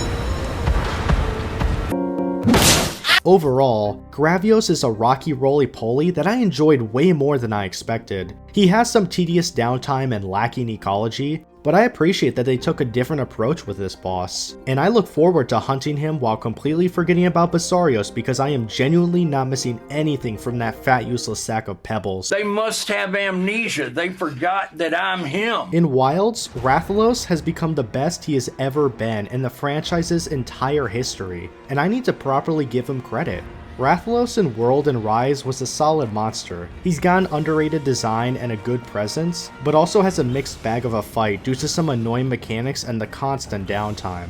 I thought G Rathalos was good, but then I fought the real Rathalos in high rank, and I was not expecting such an upgrade to practically everything on the poster boy of Monster Hunter. Sparring Rathalos has never felt more enjoyable, turning this once spammy red flyer into an actual threat with the gravitas that he deserves. His fire attacks now have so much weight to them. Wild's fantastic fire effects definitely play into that, but those fireballs and the big flamethrower in particular now have a new sense of danger to them. Unlike previous games, Rathalos feels designed for all the weapons to properly engage while he's in the air, rather than the oldest time method of flashing the monster and dunking on its head. It truly feels like he has a rhythm and a tempo that allows you to exchange blows in a satisfying way. I also love his dynamic part breaks. One of my favorite improvements to the boss design is that most monsters now have their fights impacted or changed depending on what parts you break, something I've been asking for ever since World. For the Wrath couple, breaking their wings gives you a much bigger advantage, as not only does it reduce their flying, but they now have unique animations where they try to fly in the air, but then struggle and fall to the ground. It makes progression feel a lot more rewarding, and creates an active goal to break the wings. Also, how could I forget to mention that Rathalos finally has his own theme. I love the combination of different motifs from Forest and Hills, Kokoto Village, and Proof of a Hero to create his own identity with this track. Otherwise, there isn't much else to add. I just really appreciate that Rathalos finally got the new gen treatment, and it's honestly great to experience Big Red in a fresh and invigorating way. Rathalos went from a somewhat good classic in World and Rise to a great monster in Wilds, thanks to an upgraded design, fight, and OST that make him shine brighter than he ever has before. If this is the standard that Big Red is going to achieve from now on, then I will gladly look forward to any time I fight him in the future of Monster Hunter. This is an interesting one to discuss. Even though I'm not breaking down any of the content from title updates, there is one exception to that rule, that being one of the fan favorites found in this game, and one I'm sure many will be upset to discover is not placing in my top tier. While I don't find this boss quite up to the quality many claim it to be, I cannot deny that Xochitl has a lot going for it. In terms of the gravitas and narrative build-up to a boss, I think Xochitl is unmatched, greater than both Jindahad and Arkveld. The second half of the story has mainly been focused on the mystery of Wyveria, this ancient civilization with technology far beyond our comprehension, being able to create artificial monsters known as guardians to be used as weapons. But how did this civilization end if they had such powerful weapons to protect them? Well, after taking down every guardian in your sight, including the Arkveld that has been terrorizing the Forbidden Lands, you finally enter the Basin of the Dragon Torch and find this massive silhouette encased in a wall of crystallized Wilk.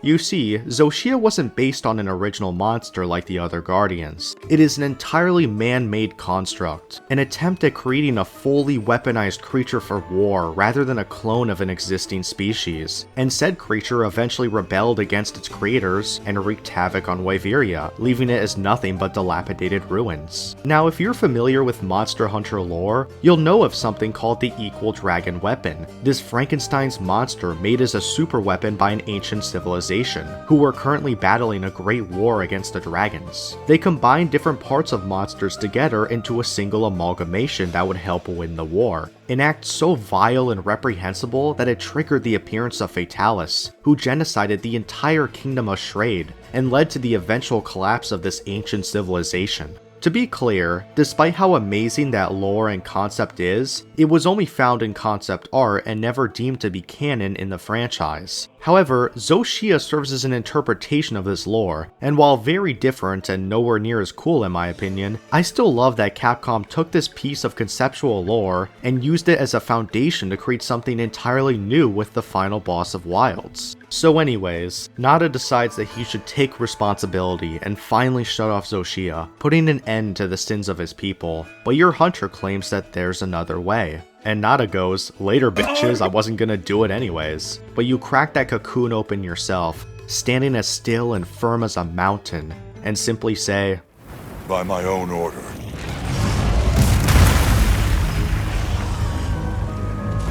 I will slay Xochitl."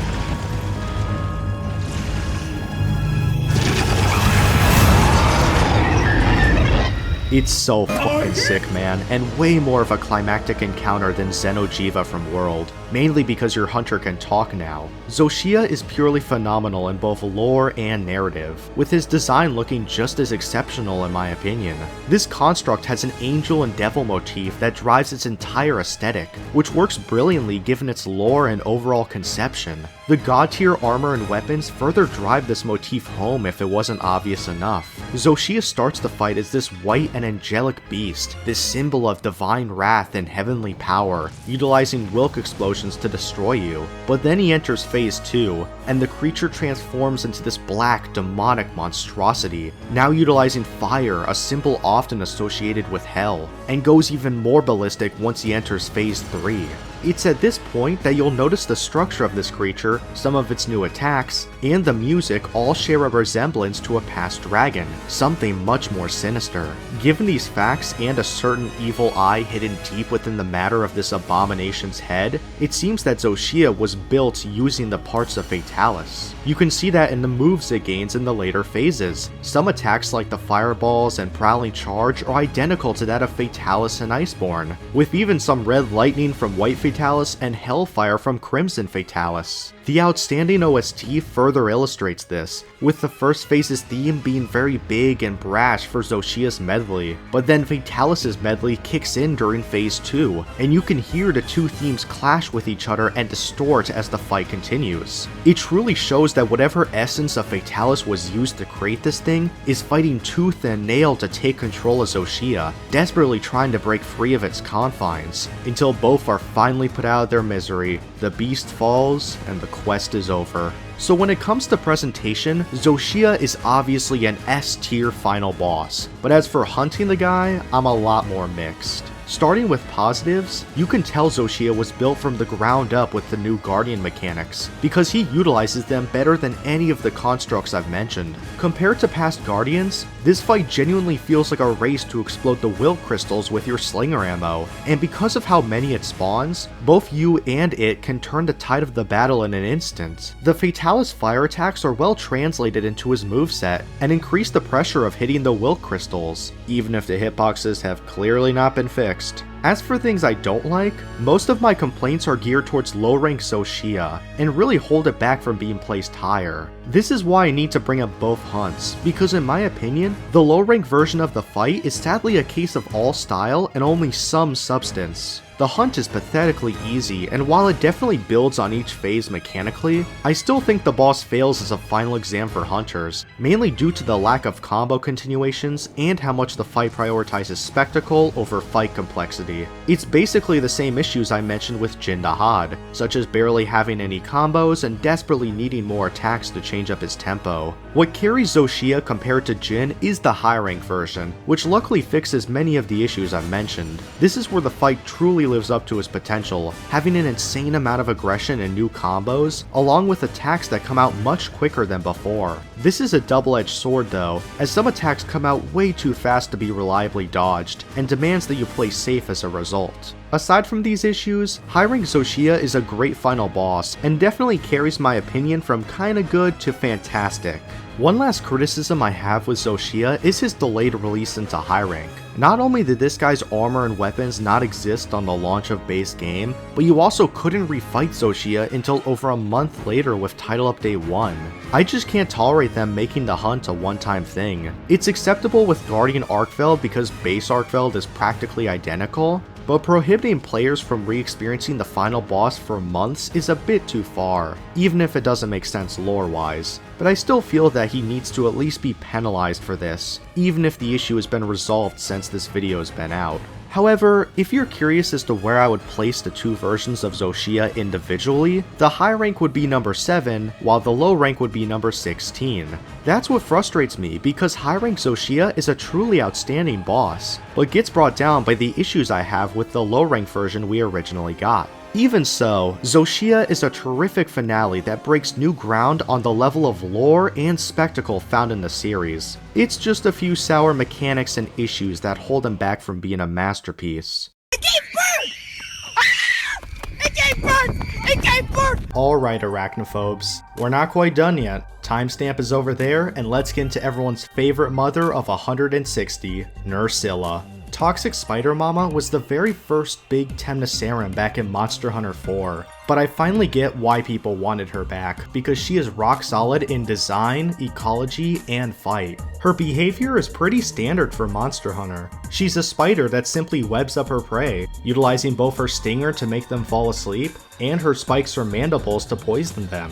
Also, Single Mom of the Year calls upon hundreds of her infant children to help kill you. I would complain about a boss calling upon its minions to gank you, however, the spiders do so little to contribute that they're practically a non-factor, aside from playing whack-a-mole with them. Spiders! Spiders! Spiders!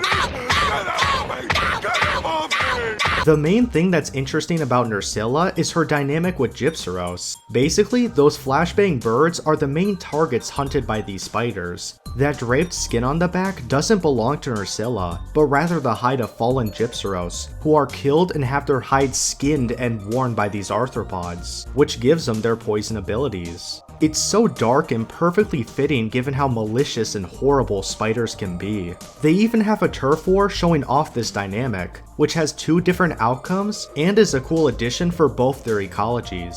Design-wise, she looks good for the first spider monster. I like the overall contrast between the purple spikes on her back and her orange appendages. As for her fight, the battle is just really enjoyable. She has a variety of different mechanics and ailments, which all play into different parts of her body. She has a stinger that will put you to sleep if stung, as well as firing these web balls from her spinnerets that will trap you in a mess of silly string. Both of these statuses can be treated with an energy drink or cleanser respectively, but Nursilla, like the best sleep monsters, punishes you when falling victim to her tricks. In particular, she'll use this nasty attack where these massive mandibles will grow out from her face as she slowly stalks and prepares to bite you in half. It's such a visceral and awesome attack to punish you. I love the tension whenever you desperately try to break free as she approaches menacingly. I also enjoy how she utilizes the webs for mobility, not just as a way to string herself up like Lala Barina, but as a way to close the distance and punish passive players. She's a boss that never lets up or gives you a chance to recover, and her quick punishability has a lot to thank for that. The big nest of hers with the Gypsyros corpses is visually creepy and allows you to both utilize the environment, with her silk letting her travel all over the place, while you can trap her in the webbing. Now you may wonder why Nursilla isn't in the top 10 given how highly I think of her. Well, she does have some problematic hitboxes that do need some fine tuning, especially her stinger where you can just get hit by it while standing far behind her. That's no fun. She's also one of the more forgettable monsters, and it's an odd choice by Capcom to have you hunt her before Gypsyros is even established. If we had hunted Gypsyros beforehand, and then walked down a hallway where we saw their corpses hanging from a ceiling prior to the cutscene, it would have given her so much more tension and build-up. Otherwise, I don't have any big criticisms of her. I just don't find her truly exceptional. Nursilla is still a consistently entertaining boss that makes for a fun spider to squash. Also, Rove is the best character. That voice can melt butter, and man's just the biggest mood I've ever seen in Monster Hunter. Faced with death, I am finally, truly alive. Same, man. Is that a monkey? Damn. The Fire Ape is who you want to talk about when discussing rock solid, awesome monsters. This big blazing brute is just high quality all around. From his design, to his fight, to his ecology, he's the first monster we've come across where I don't have any major criticisms. I'll admit, I was skeptical of Ajarkon's design when I first saw it. I thought it was a bit excessive with the metal fiery spikes on his shell and the sharp jagged tail. That was until he grinded said back spikes across the ground to create sparks and bashed my head with that chunky tail. One thing Ajarkon does better than any other monkey is how he makes full use of the fanged beast skeleton. All the other monkeys rely solely on their fists to fight, making their movesets usually boil down to punching and breath attacks, or farting in some cases. Meanwhile, Ajarkon utilizes every part of his body to make sure you're dead, whether it be through slamming with his fists, throwing pop rocks from the ground, smacking you with his tail, scraping his back spikes across the floor. It's all really well animated. Aside from Congalala, he's the monkey that best utilizes the environment to his advantage, literally climbing across the oil well basin scaffolding like monkey bars to jump you. It's an awesome form of attack.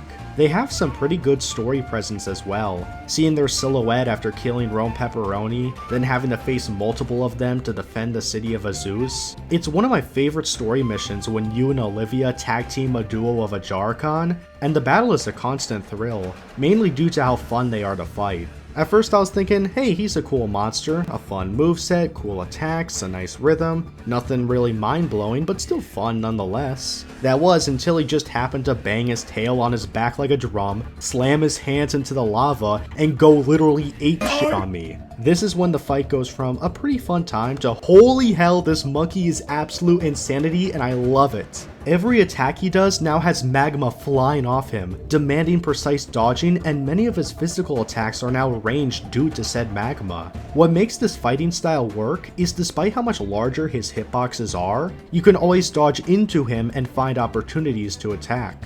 Aside from the apexes, I feel a lot of ordinary monsters really lack spectacle, but Ajarkon does not have this issue. Although he may not have the wow factor of New Udra or Jin Nahad, he does happen to have this.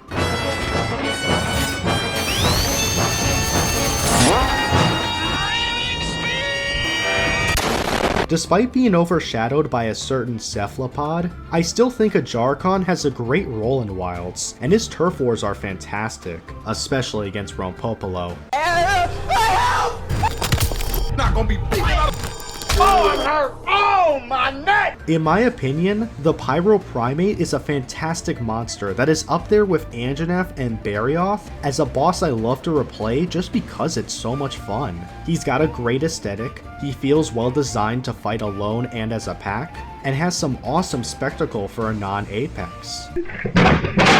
I thought you were dead. My death was greatly exaggerated. So, Arkveld, the poster boy of Monster Hunter Wilds. You know, it really surprises me how mild the love for the White Wraith has been. It's not for any negative reasons, Arkveld is an amazing monster, but I've never seen such lukewarm adoration for a flagship. Compared to the flagships who've received near unrivaled love like Malzeno and Nergigante, or the more divisive flagships that are commonly disputed as the best or worst like Velkhana and Magna Malo, I rarely find anyone with the same passion towards Arkveld in a positive or negative way. People just see Arkveld as the great flagship that he is without debating anything about him, and I think that's a shame because there's a lot to love about this guy. Before we actually get into the meat and potatoes, Arkveld and Guardian Arkveld are practically the same monster, so I'm putting them in the same spot. They're technically different, but Guardian Arkveld is basically the campaign version with Wilk attacks. You kill it and literally cannot refight it unless you use a different save file. So I'll be talking about these two in the same regard because I have little differing opinions on them. But I don't hate that compared to, say, Guardian Ebony, because one is simply the low rank version while the other is the high rank version. When talking solely on narrative, Arkveld is the best poster boy of the franchise, and it's not even close. Though that's mainly because of the focus on campaign in Wilds. The story opens on him, the story ends on him, he's the dramatic need of you, the supporting cast, and especially Nada. His whole conception and resolution is essential to the themes of the story, the list goes on. I really don't want to get into that since this is a monster ranking and not a Wilds review, but I feel Arkveld was done proper justice here narratively. The only critique I feel needs to be brought up is the fate of Arkveld. Despite the fact that it was a guardian and therefore lacking genitals, it somehow laid an egg and the species recovered from extinction. I guess you could say that life finds a way. It's certainly a choice, definitely going for the Jurassic Park themes of nature overcoming technology, and the will nature has to survive and break through the chains humanity puts on it. I appreciate what they're going for, and I think it works well in the thematics of Monster Hunter, but the explanation of Arkveld absorbing Wilk and somehow laying an egg is flimsy at best and convoluted at worst. I'd appreciate if somebody in the comments could give a logical explanation of how this happens, but I'm still not a fan of this plot beat regardless. However, I love his presence in the game through seeing him tear apart Uthduna or Raidao, and there's a sense of tragedy to his existence that definitely works in the same vein as Jaws or the original Gojira. I do believe gameplay-wise, his role as an invader is kinda underwhelming. He lacks the same impact as Basil or Deviljho, and his turf wars are super lame. Aside from Raidao's turf war, all the other ones are just Arkveld giving the suck treatment. Even with Gore and the other Apexes,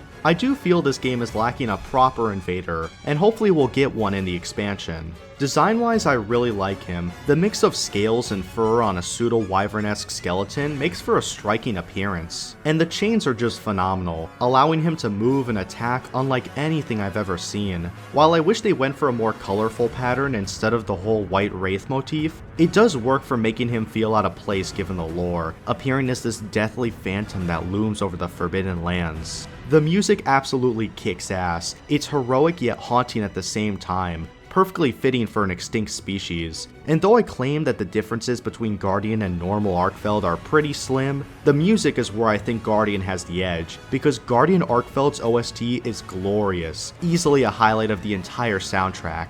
The fight is another strong aspect of Arkveld, where it's a very straightforward yet brutal fight. Arkveld is relentless, and the use of chains as attacks is super unique.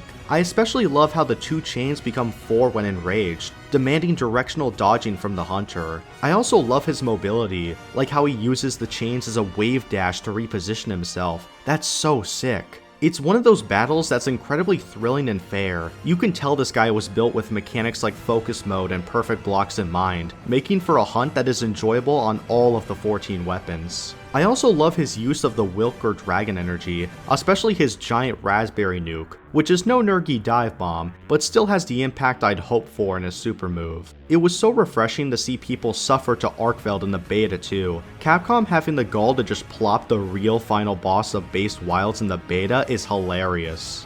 Oh my god, I can see you guys walking over there. Coming! Oh no! So the question you guys are thinking is, then why is he not topping the list? Well, I would if he didn't have a few problems. First off, the tail attacks. I understand that the tail itself is literally a chain, but there are some questionable hitboxes on a lot of those strikes, especially with how fast they come out. Also, he desperately needs some new moves, since the hunt can get repetitive when he uses the same combo extensions over and over again. And as mentioned, there's some flimsy plot points regarding his role in the narrative, but you can more so criticize the story for that rather than Arkveld himself. Lastly, I find some missed potential to be found in Arkveld. You constantly see this guy sucking the energy from other monsters with his chains, and my prediction was that Arkveld would use different elements based on the creature he absorbed energy from. Like he utilizes the water element with Uthuna, or the thunder element with Rei Dao. I simply think there's room to make this battle a lot more interesting than it currently is. I still believe the White Wraith is a fantastic flagship though. He's better than Velkhana to me, but there is no world where he's better than Nergi. Even so, I cannot deny that Arkveld is off the chain. Get it?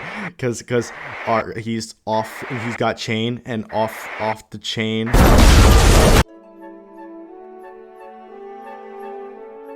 Just look, okay, just come up to me, look down. Oh, you gotta be frickin'. What? Welcome to hell! Welcome to hell. No, I didn't mean to jump down. No, I didn't mean to. 12 seconds later. Oh my god! What hit? 12 seconds later. So the strategy I found with this, hold block and don't... Oh my god! Oh god, the Nova's going off! There's another one! Look out!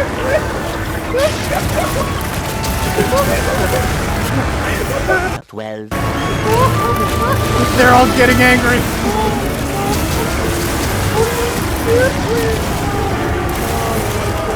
Thank god I haven't worked on my Arkveld section yet, because this is going in there one way or another. Tentacles. Why did it have to be tentacles? When I saw the Oil Well Basin trailer and found out that they were making an octopus as one of its big apexes, I was simply stunned at all the different possibilities of a Monster Hunter cephalopod. My massive expectations were met though, because Capcom really cooked something special with the Hexapie, and they are a prime example of the 6th gen upgrade. So let's discuss Shay Wu, aka Zhu Wu, aka the hash slinging slasher, aka possibly the best one-on-one fight in the whole game. Nobody saw this guy coming. He wasn't in the marketing or any reveals, and was such a good pull of the rug in the campaign. At this point in the story, you've just killed Guardian Ebony, and assume it's only the final boss left. But before the quest even ends, Ebony gets his dumbass eaten by some unknown creature, who drags you and it down to his hellhole. You then get introduced to Shay Wu, who sneaks around the cavern openings, hiding in the shadows and waiting to ambush you. Having a monster that hunts and treats you as prey is such a fantastic subversion of expectations. This boss is truly spectacular for so many different reasons. First of all, he moves differently from almost any other boss in these games. He has a very fluid and rhythmic fighting technique, but he's not floaty or strangely delayed. Every attack feels purposeful and poised, the tentacles coiling like a snake ready to strike, its body contorting with a level of precision and grace that only an animal lacking bones would have. Its personality conveys coldness and a lack of empathy that feels intentional for the creature. Instead of the Guardians who are just soulless weapons with no interesting ecology or personality, Shay Wu's behavior is built on being this cold-blooded killer that is adapted to slaughter said Guardians. As opposed to other ecosystems where predators often target weak or young prey, every creature in Wyveria is immortal and built to fight, and Shay Wu has had to adapt to that fact. This is most evidently shown in its tools, easily one of my favorite aspects about this monster, and really sells its uncanny level of intelligence. Instead of having claws on the end of its tentacles, Shay Wu secretes a mucus that hardens into tools, which it can utilize on a whim for different situations. The hooks are used to grapple prey or traverse swiftly across the ground. The blades are used for slicing victims up in its face. The spearheads are used for stabbing its prey from afar, and the spiked blades can be flung from a distance like throwing knives. This variety of tools works so well mechanically, not only allowing Shei-Wu to attack you from any distance, but also gives you visual cues for all of his attacks in a way that's easy to master. If the spiked blades are out, you know to close the distance and prepare to dodge multiple knives. If the spearheads are out, you know to dodge to the side and punish the tentacle or push the aggression. Design-wise, there's a lot to break down about the aesthetic, but to put simply, the Bloodborne squid made it into Monster Hunter and I am all for it. This is easily one of the creepiest monsters that Capcom has ever concocted. There's something so bizarre and alien about this cephalopod. Its skin looks like burnt weeds and icky tar. Its false mouth with the freaky teeth and its black gold color scheme. It's a terrifying eldritch monstrosity and I adore it. Oh yeah, he also has an easy to miss detail where he flips over to reveal. God, it's so sick how he has just a gaping maw underneath and will lunge at you. Especially since you can counter said lunge attack to get a special knockdown, and even break his giant mouth. And then there's his grab, undeniably the best part of the whole fight. And if you're a dumbass like me and click the wrong buttons to avoid the grab, well...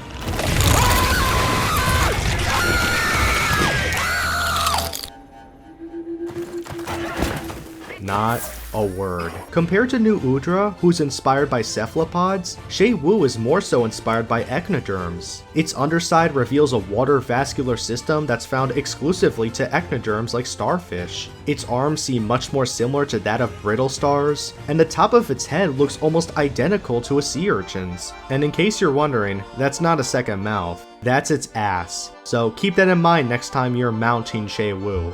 I love how all of its abilities are shown in its behavior, using its mucus blades to cut down the guardians, then munching on them with its maw. He's the unofficial apex predator of the ruins of Wyveria, and he's certainly a better apex than Jin Dahad. I should also mention one of my favorite lore bits about Shei-Wu, being that this cephalopod is one of few monsters to have a human kill count in the series. There's an optional quest you can do where you go look for a seeker who got lost in the ruins, and we find some torn clothes after killing Shei-Wu and just go tell Nada's grandpa, yeah, your villager friend was assassinated by a cephalopod. It's such a good story tidbit that cements this guy as a genuine threat. He's an animal and it's about damn time somebody died in these games given how vicious the world is. On a last praise, holy hell is this some of the best weapons to ever appear in the series. The armor is pretty high quality, but some of these weapons like the sword and shield, the greatsword, the hammer, oh my god, the hammer. In terms of spectacle and presentation, this monster obviously doesn't match up to the likes of the Apexes or Zoshia, but purely for its mechanical satisfaction, incredible design, spectacular weapons, and interesting ecology, it absolutely deserves being this high on the list. If I had to critique why he doesn't crack the top 3, I would complain about the inconsistency with its aggression from time to time. There are some hunts where Shei-Wu will just kinda sit there passively and let you wail on it, while other times it just unleashes 20-hit combos and will not give you a second to breathe. Obviously stuff like enraged or exhaust phases are fundamental, but there's a lot of variance that can lead some experiences with it being a lot more engaging than others, especially when hunting him in a group, and I definitely recommend fighting him solo instead. There may be another mollusk that I like more than Shei-Wu, but he is almost on par with him in quality. And even though Capcom made 2 new cephalopods for the same game, I admire how they made the 2 new members meaningfully distinct. They never feel like the same creature or just repeats of the same model. The cephalopods are looking to be one of the best selection of monsters we will ever see in the series, and I cannot wait for more of them to come. I'd much rather be hilariously edgy. There are so many monsters from the old games that I would die to see return in a new gen entry. However, if you had told me after playing Iceborne to make a list of 10 old monsters I wanted to fight, a certain returner in Wilds would have easily cracked the top 5. Not just because of how vocally this beast has been praised by old gen hunters, but simply because of how amazing this creature looked to be on a visual and conceptual level. And after finally hunting this guy in Sunbreak and now Wilds, I have grown to love this demi-elder because Gore Magala is a fucking masterpiece.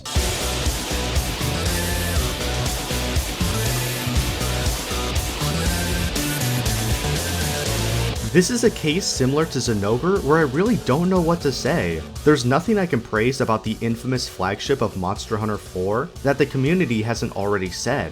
I know some people don't like it, but I appreciate that Gore Magala is by himself for now. It helps him shine as the base game's big bad aside from Arkfeld. The build up to him is fantastic. Fighting all these frenzied monsters and understanding Frenzy as this hyperactive rabies that turns creatures into crazed beasts that kill on sight helps in establishing the culprit of it as a legitimate threat. Now, the whole Frenzy system is simply broken in this game, like literally broken and dysfunctional, but Magala himself is not to blame for that.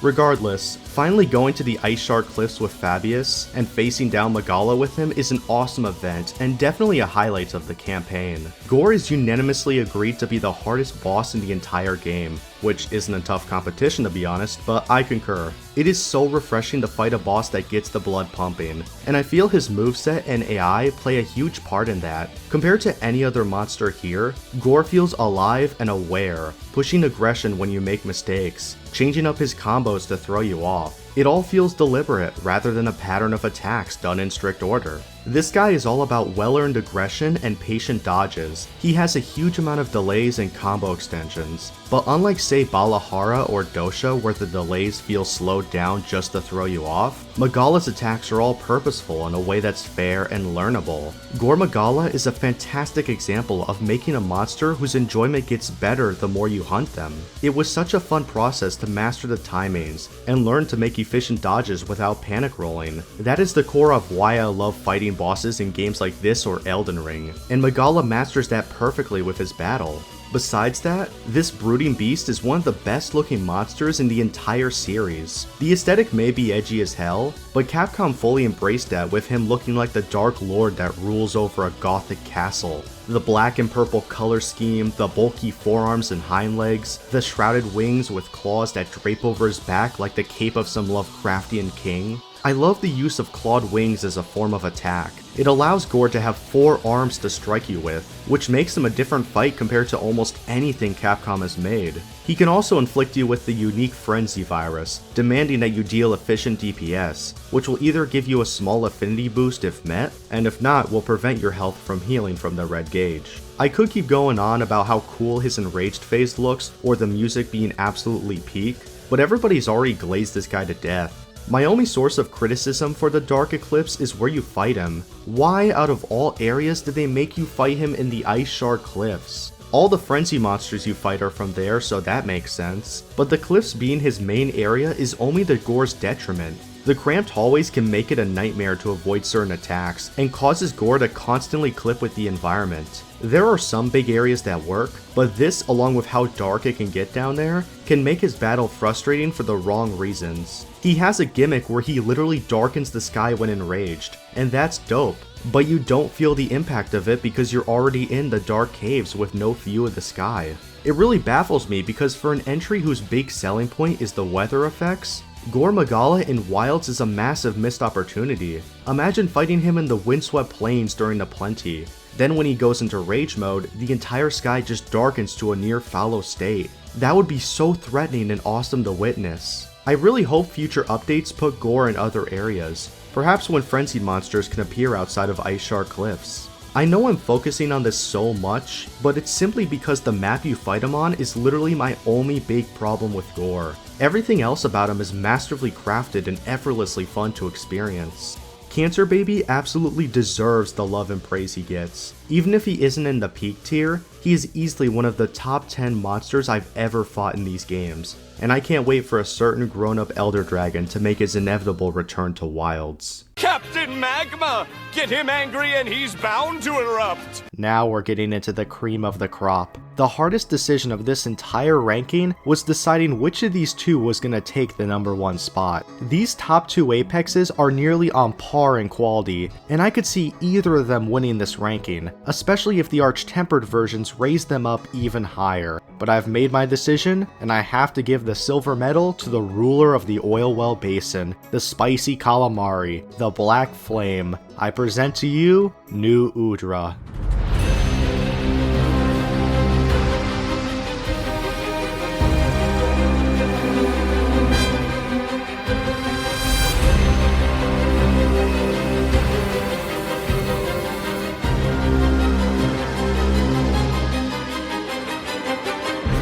What better word to describe New Udra than cinematic? The very first of the cephalopod monsters, and they went out with a bang, because New Udra blows my mind with the creativity found in its design, fight, and ecology. His story presence is fantastic. You have just taken down the pyroprimates and saved the people of Azuz. But when the Fire Spring finally arrives, 3 Ajarkon come down to crash the party. However, something much more foreboding arrives than just the Ajarkon. Black, liquidy tentacles appear in the Everforge, taking the Fanged Beast by surprise. The Ajarkon try to fight this unknown creature, but it goes about as well as you'd expect. It's easily my favorite cutscene in the entire game. Having this terrifying apex predator arrive at your doorstep and casually kill an entire squad of monsters that you would just struggle to slay yourself is awesome. Then you actually fight the cephalopod, and holy hell does this guy make himself clear as the ruler of this domain. His concept and design are out of this world. Taking a cephalopod and putting it in an environment completely at odds with its existence, then having said cephalopod adapt to this ecosystem by covering himself in oil and able to ignite himself on fire is so creative, so clever, and truly shows how talented Capcom can be in how they design these monsters. The vibrant green and purple colors are gorgeous, the sound design is sensational yet menacing, and the spectacle is truly something special. As mentioned with Shay Wu, these creatures move differently from any other boss in the series. The amount of work it must have taken to animate his attack style and 6 different appendages astounds me. With every other monster you attack from behind, they do a tail strike or simply turn to face you.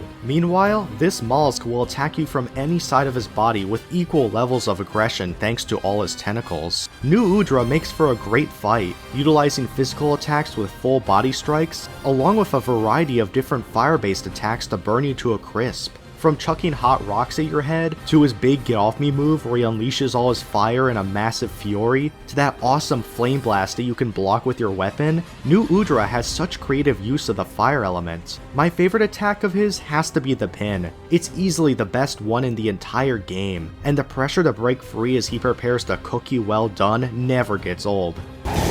The fight starts out as a simple and fun encounter, but once he engulfs himself in flame, the battle gets a lot more interesting, with all of his base attacks having an explosive follow-up, as well as access to more ranged abilities. The best feature of this boss is that you can sever all 7 of his appendages, which makes for such a thrilling, unique experience trying to cut down every single one. It's impressive that they took a monster that seems impossible to hunt with this kind of rig, and created a functioning fight out of it. New Udra takes full advantage of the contortion real-life cephalopods have, as he can crawl into holes that are too small for even a hunter to fit, not only using it as a method to quickly traverse the biome, but also as a way to sneak up on you from behind. Even in his nest, he sleeps inside a tiny furnace that he can only fit into because of how malleable he is. Because octopi have no bones, and the only hard part of their body is their carotene beak, they can fit their entire body through any opening bigger than their beak, and incorporating that into the monster is a whole new level of brilliance. Another example of said brilliance is how they took an octopi siphon, an organ used to eject ink or air, and have it output fire in the same vein as a flamethrower is phenomenal. They also have sensory organs on their tentacles that serve as their ability to see. Yeah, the blue looking eyes on its head are not its actual eyes. This makes it immune to flash pods and why it uses its tentacles to detect you. Not only is this another aspect found in real-life octopi, but mechanically, it allows you to see what parts you should be targeting, as well as giving you an indicator for incoming attacks. His ecology also has a ton of detail, one of my favorites being that we get to see his babies. If you go into his nest during the plenty, you can see new yayas, these little blob fellas that are actually baby New Udras, and you can catch them as endemic life. I can make a whole Uthduna glaze about this guy, as he masterfully translates so many parts of mollusks into a single creature. And I have to mention his music because Jesus Jelly Jamboree. This is not just my favorite Apex theme, but my favorite OST in the entire game. The big bombastic brass, the swooning violins and Mandarin, it captures both an oceanic and volcanic motif that feels elegant yet Lovecraftian. It's an amazing theme that I never get tired of. That beat drop, man. Why is that beat drop so fucking awesome? As for things holding this guy back, I would say that the fight lacks a decent amount of polish, with a couple of clunky attacks and problematic hitboxes that can be a pain. But putting that aside, New Udra is easily my favorite monster in Wilds. From its mind-blowing design and spectacle to its simple yet electrifying fight, it's an amazing cephalopod that I've loved ever since I first hunted it. And yet, we still have one apex left.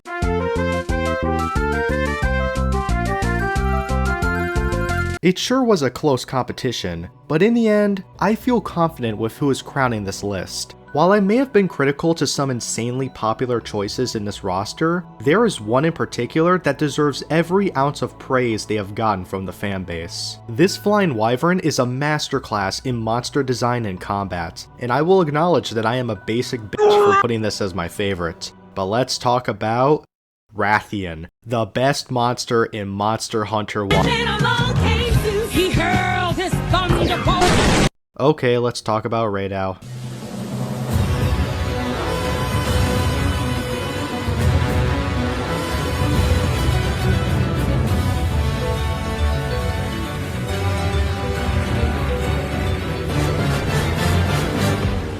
We've finally reached the apex of many names. The Shining Thunder Wyvern, the Earth-Piercing Bolt, the Railgun Wyvern, Destruction's Kneel, Thor Magala, Thunderbird, Unicron, Taserface, or as I like to call him, Railgun Roderick. Radow took the world by storm, literally. Everybody thought this fella was the flagship of Wilds, and when Ryoso told us he's not the guy, we were in disbelief. Apparently the developers who made Roderick thought they were designing the flagship, and it shows in how much they cooked with him. Flying wyverns are the most common class in all of Monster Hunter, and we have seen so many different adaptations of the same Wrath skeleton. So how do you make a flying wyvern just as fresh as all the other new monsters? Well, simple. You make the best flying wyvern this series has ever seen, and I say that wholeheartedly. A golden spiky beast that flies through Mad Max thunderstorms, absorbing lightning that strikes it from the sky, and outputs that electric power from its horns that twist into a railgun? Words can't do justice how amazing that is for a creature concept. I love the golden scales with the gorgeous blue and black patterns, how the sand on his body crystallizes into fulgurite through his thunder, creating blue glass and literally having glass knuckles as it punches you with its wings. It's a gorgeous monster through and through. Like Nergigante, this is a boss whose spikes serve a purpose on its body, as all the conductive scales attract lightning bolts to strike it, thus powering its thunder-based attacks. The golden horns and facial structure is incredible. How the horns fold in just for Radow to unleash electricity as a massive bolt that literally forms black glass? Hell yes, dude. Railgun Roderick has possibly my favorite sound design in all of Monster Hunter. There's something so metallic and otherworldly about his roars that make him sound different from anything in these games, but in a way that feels organic and like a living, breathing animal. I especially love the sound of all his scales and fulgurite rubbing against each other, making this metallic ringing as he soars through the sky. He also has the best presence of any apex, mainly due to the sand tide also being the best weather inclemency. When you're chilling in the oil well basin and the fire spring comes out, you don't really feel the presence of New Udra. When the sandstorm engulfs the desert, you know that Radow is here to rain terror. Taserface also behaves like an apex predator, sniping down prey with his railgun and absolutely decimating any low-tier monster that dare stands in his way. To my home uninvited and tell me how I should arrange my furniture? What a fool you are! Skeleton divine death! He's also got the coolest nest of any non-Elder Dragon, known as Wind's Gasp, this massive spiral formation with thunder constantly striking it. The entire floor is also covered in this electric static that amplifies his attacks, and can be neutralized with grounding pods. Not only are the aesthetics of this monster great, but the mechanics of hunting it are equally satisfying. I love how he utilizes his wings and Taserface to attack you, having a sense of aggression that provides you with constant opportunities to punish. He also flies as expected, but in a way that's snappy and allows you to counter him when he comes down to the ground, making him more enjoyable than other big flyers like Rathalos. Even compared to Dosha and Uthduna, I feel that Ray Dow does the best job at being new players' big skill check, making sure they've mastered all Wilds has taught before progressing. The flying attacks and constant mobility tests how you keep track of a monster, your ability to use the environment is tested through utilizing the hazards like the grounding pods or boulders, and this boss tests your ability to handle a big super move without being overwhelming. It may be a relatively straightforward moveset, but sometimes a simple entertaining fight can still be incredibly fun to master. There's no real complaints I have for this guy. The only thing that bugged me was that the marketing did him more justice than the actual story. If you don't watch any trailers and simply play the game, Ray Dow just kinda pops up fighting Arkfeld without any build-up, barely putting up a fight before getting bodied by him. Twice! But even then, can I really complain when watching these two awesome monsters duking it out over a massive thunderstorm? Furthermore, after dying to Arkfeld, he gets revived by a thunderbolt Ragnarok style and decides that he's out to kill you with the music drop. It's just so fucking good. And the music, holy hell, his music. The combination of the chaotic percussion and the graceful flute helps in presenting the chaotic beauty found in this monster and biome. I especially love the sporadic cymbal crashes meant to sound like thunder strikes, and this is easily one of my favorite themes in the entire franchise. Ray Dow just has everything I could ask for in a non-Elder. His design, spectacular. His sound design, possibly my favorite in the series. His presence, jaw-dropping. His armor, his weapons, absolutely gorgeous. His fight, a simple but extremely fun experience. And the music, pure cinema. In my opinion, a more complex moveset and some other creative uses of his electricity would easily cement this monster a place in the peak tier, and maybe the Arch-Tempered version will meet those expectations. An absolute triumph of the 6th generation. Everything from his design, to his battle, to his ecology are all nailed masterfully, and in my eyes, holds up as the greatest monster in Monster Hunter Wilds. Right?